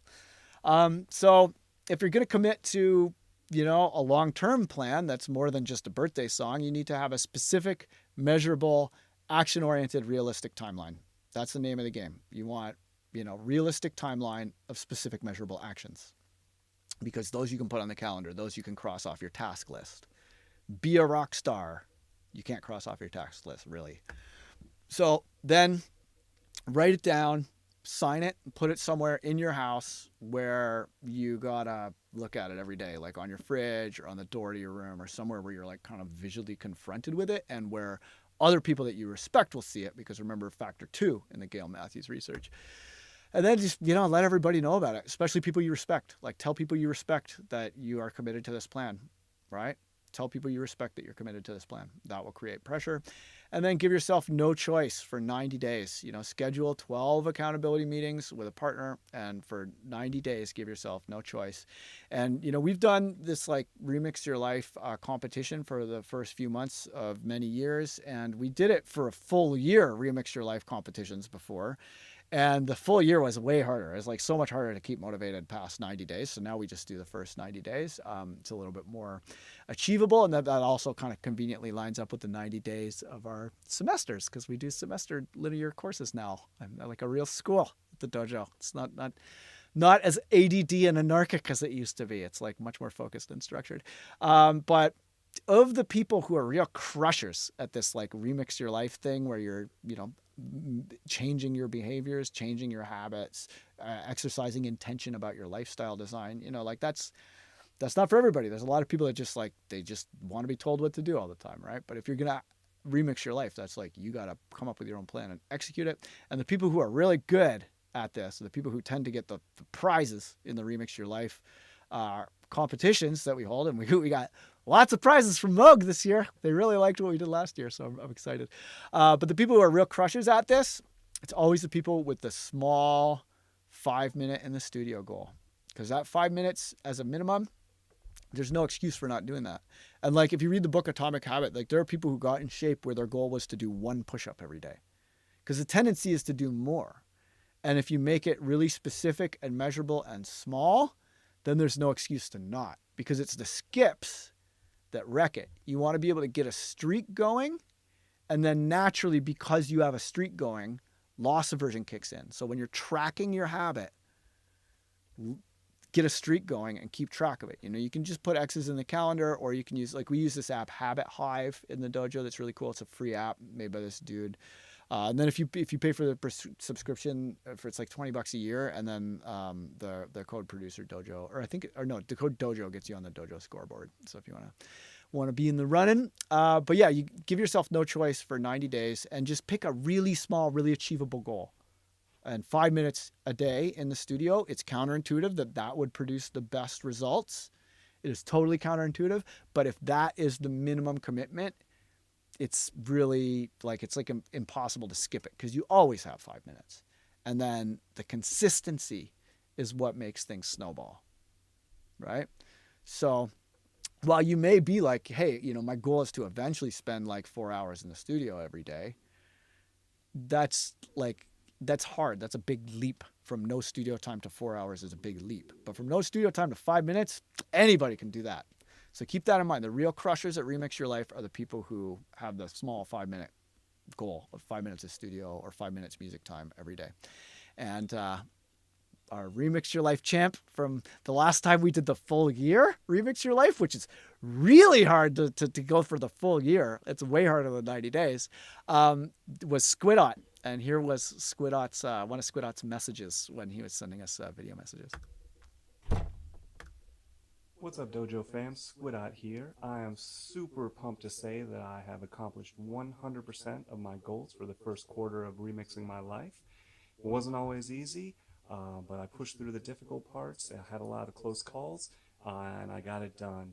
So I picked up a lot of great daily habits. I've been journaling every day, reading. I've gotten 13 books read.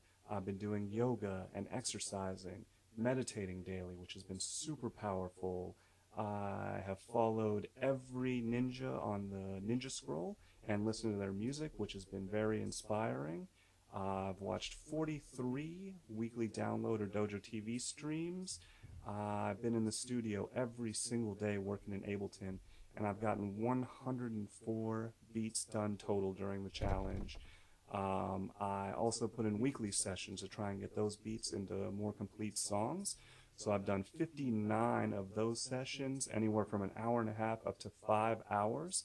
And I was able to complete 5 songs, and I have many more in various stages of completion there as well. I've entered both dojo sparring tourneys, which was a super fun challenge, and the meta community there is just amazing. I have been working on my belts. I got my blue belt near the beginning of the challenge, and am partway to my green belt as we speak. And on top of all of it, I have started an online business with my wife. We have a lot of ideas and growth there, so I'm super excited for that, and we'll just see where that takes us. But I just wanted to thank Dylan, everyone at the dojo, everyone behind the scenes, the senseis. You guys are super awesome. Last but not least, just a huge shout out to the community. You guys are the glue that holds everything together. You guys are super inspiring, super humbling, just so helpful and welcoming. I'm very happy that I found the dojo and that I'm able to call you guys my family. So thank you so much for everything, and I will catch you on the flip side. Peace out. Yeah, that's some wholesome ass shit. I never get sick of watching that clip, especially knowing that he kept it going, because that was just after the 90 days, and he kept it going right to the end of the year. He crushed that year. So the producer's path is basically designed with all of this in mind, and we've now done the producer's path 2.0, and it is so effective that in the 90 days, like if you do the course, I will guarantee that you make music that you're proud of. And if you do the course at the end of the 90 days and you're like, I'm not proud of this music, I'll give you a refund. Like we're extending the refund to like the full 90 days now.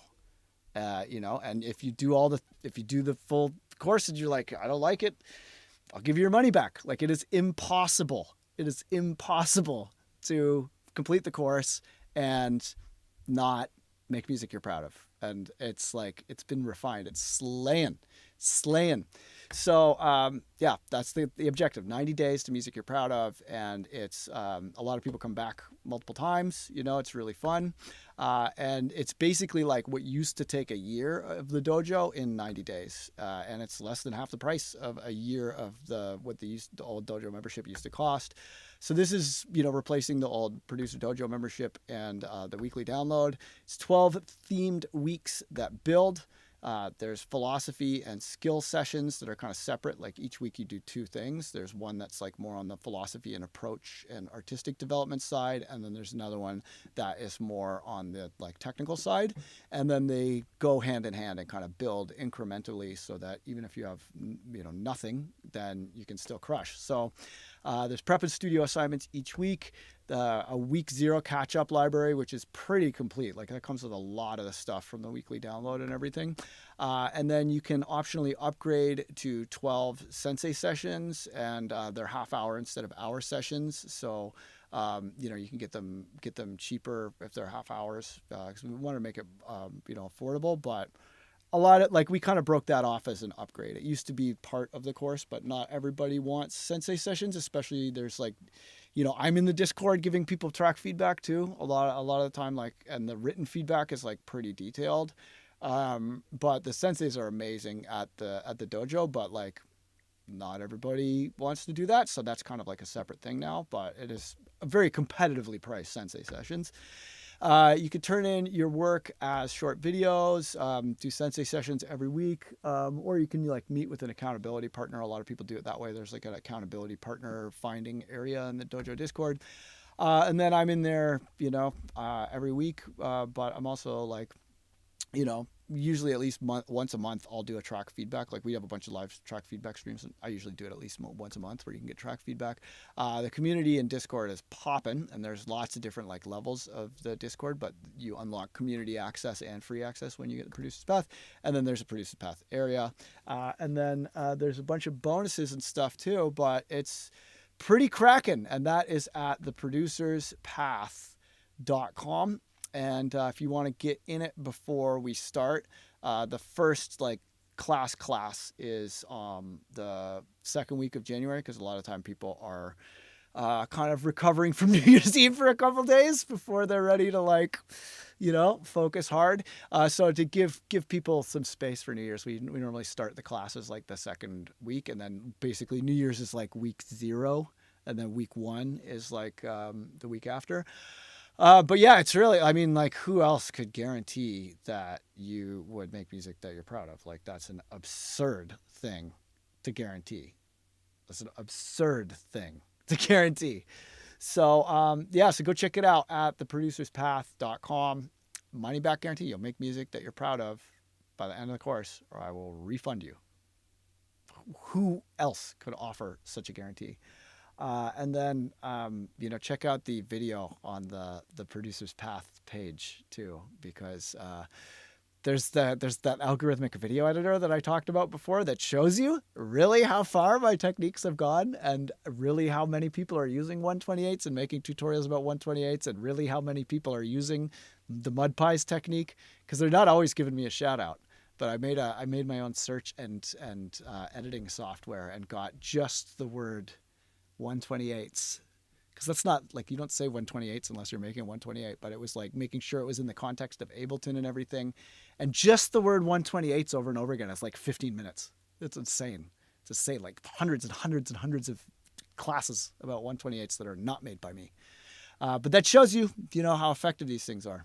And there's a money back guarantee.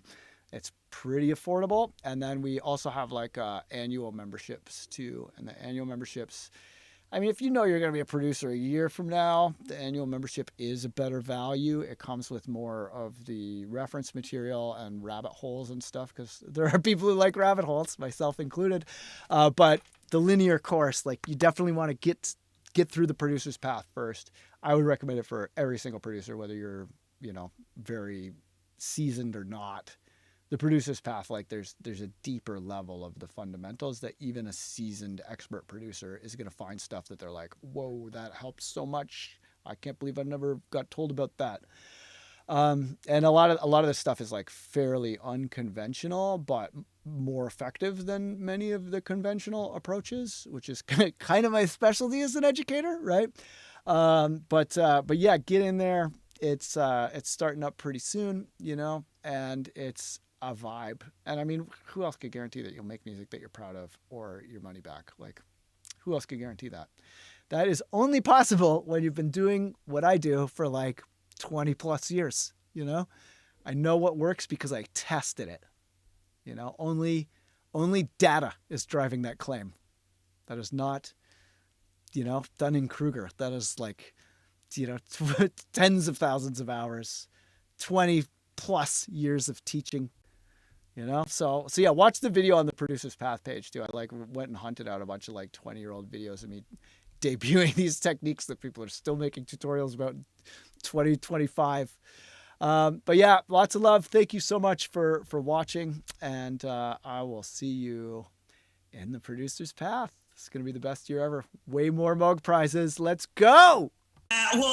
It's just I have all these tracks that are ready to go, and I can fix them now.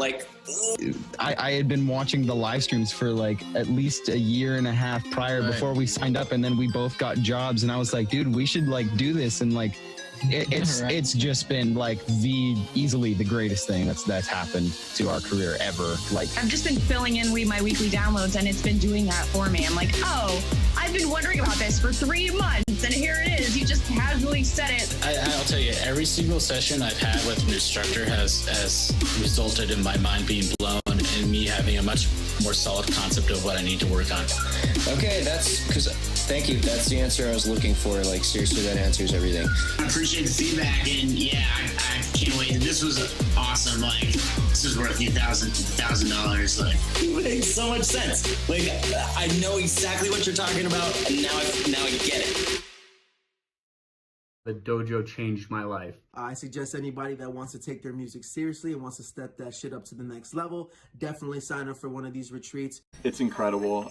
Just walking into it, it's jaw dropping. You're finally here. It's you've reached I don't want to say the promised land, but that's how it feels. The transformation's incredible. Dylan is an amazing teacher. Dylan and the other mentors helped me become a better version of myself. Having the opportunity to learn and observe from masters is a great way to get access to production secrets and interactively learn about creating release and play-ready tracks. Listening to Dylan talk, asking him questions, he tells you some secrets that aren't in the dojo. Getting to ask questions was huge. The catalogs of resources that are almost infinite.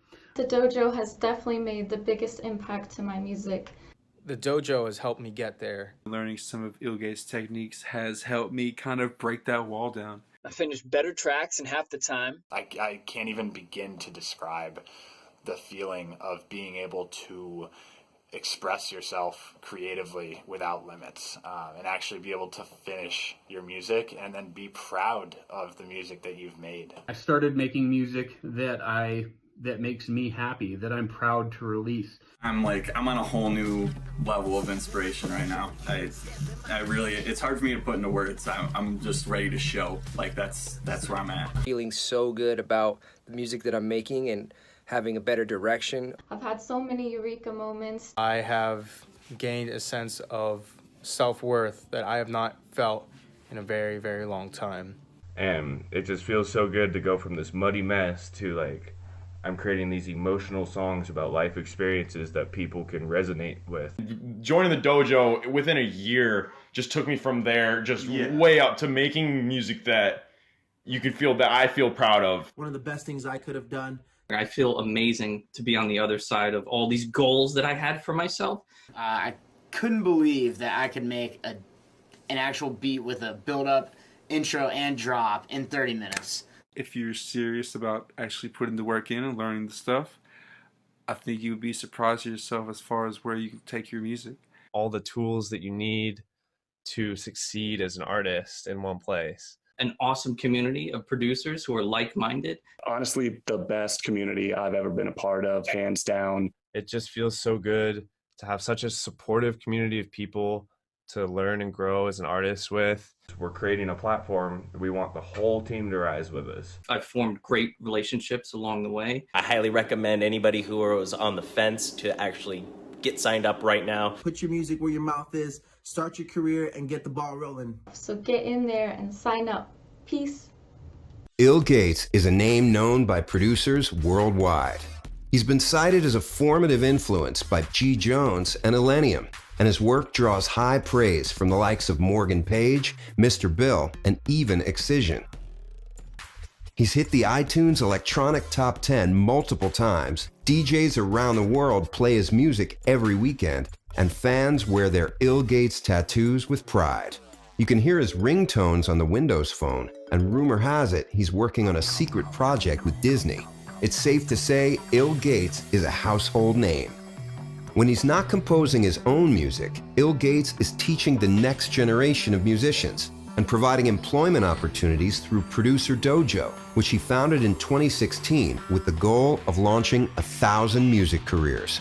Producer Dojo uses a martial arts belt system to cultivate discipline in young music producers, provides them an outlet for release on the Dojo record label, and helps them create an online business selling samples, sounds, and services.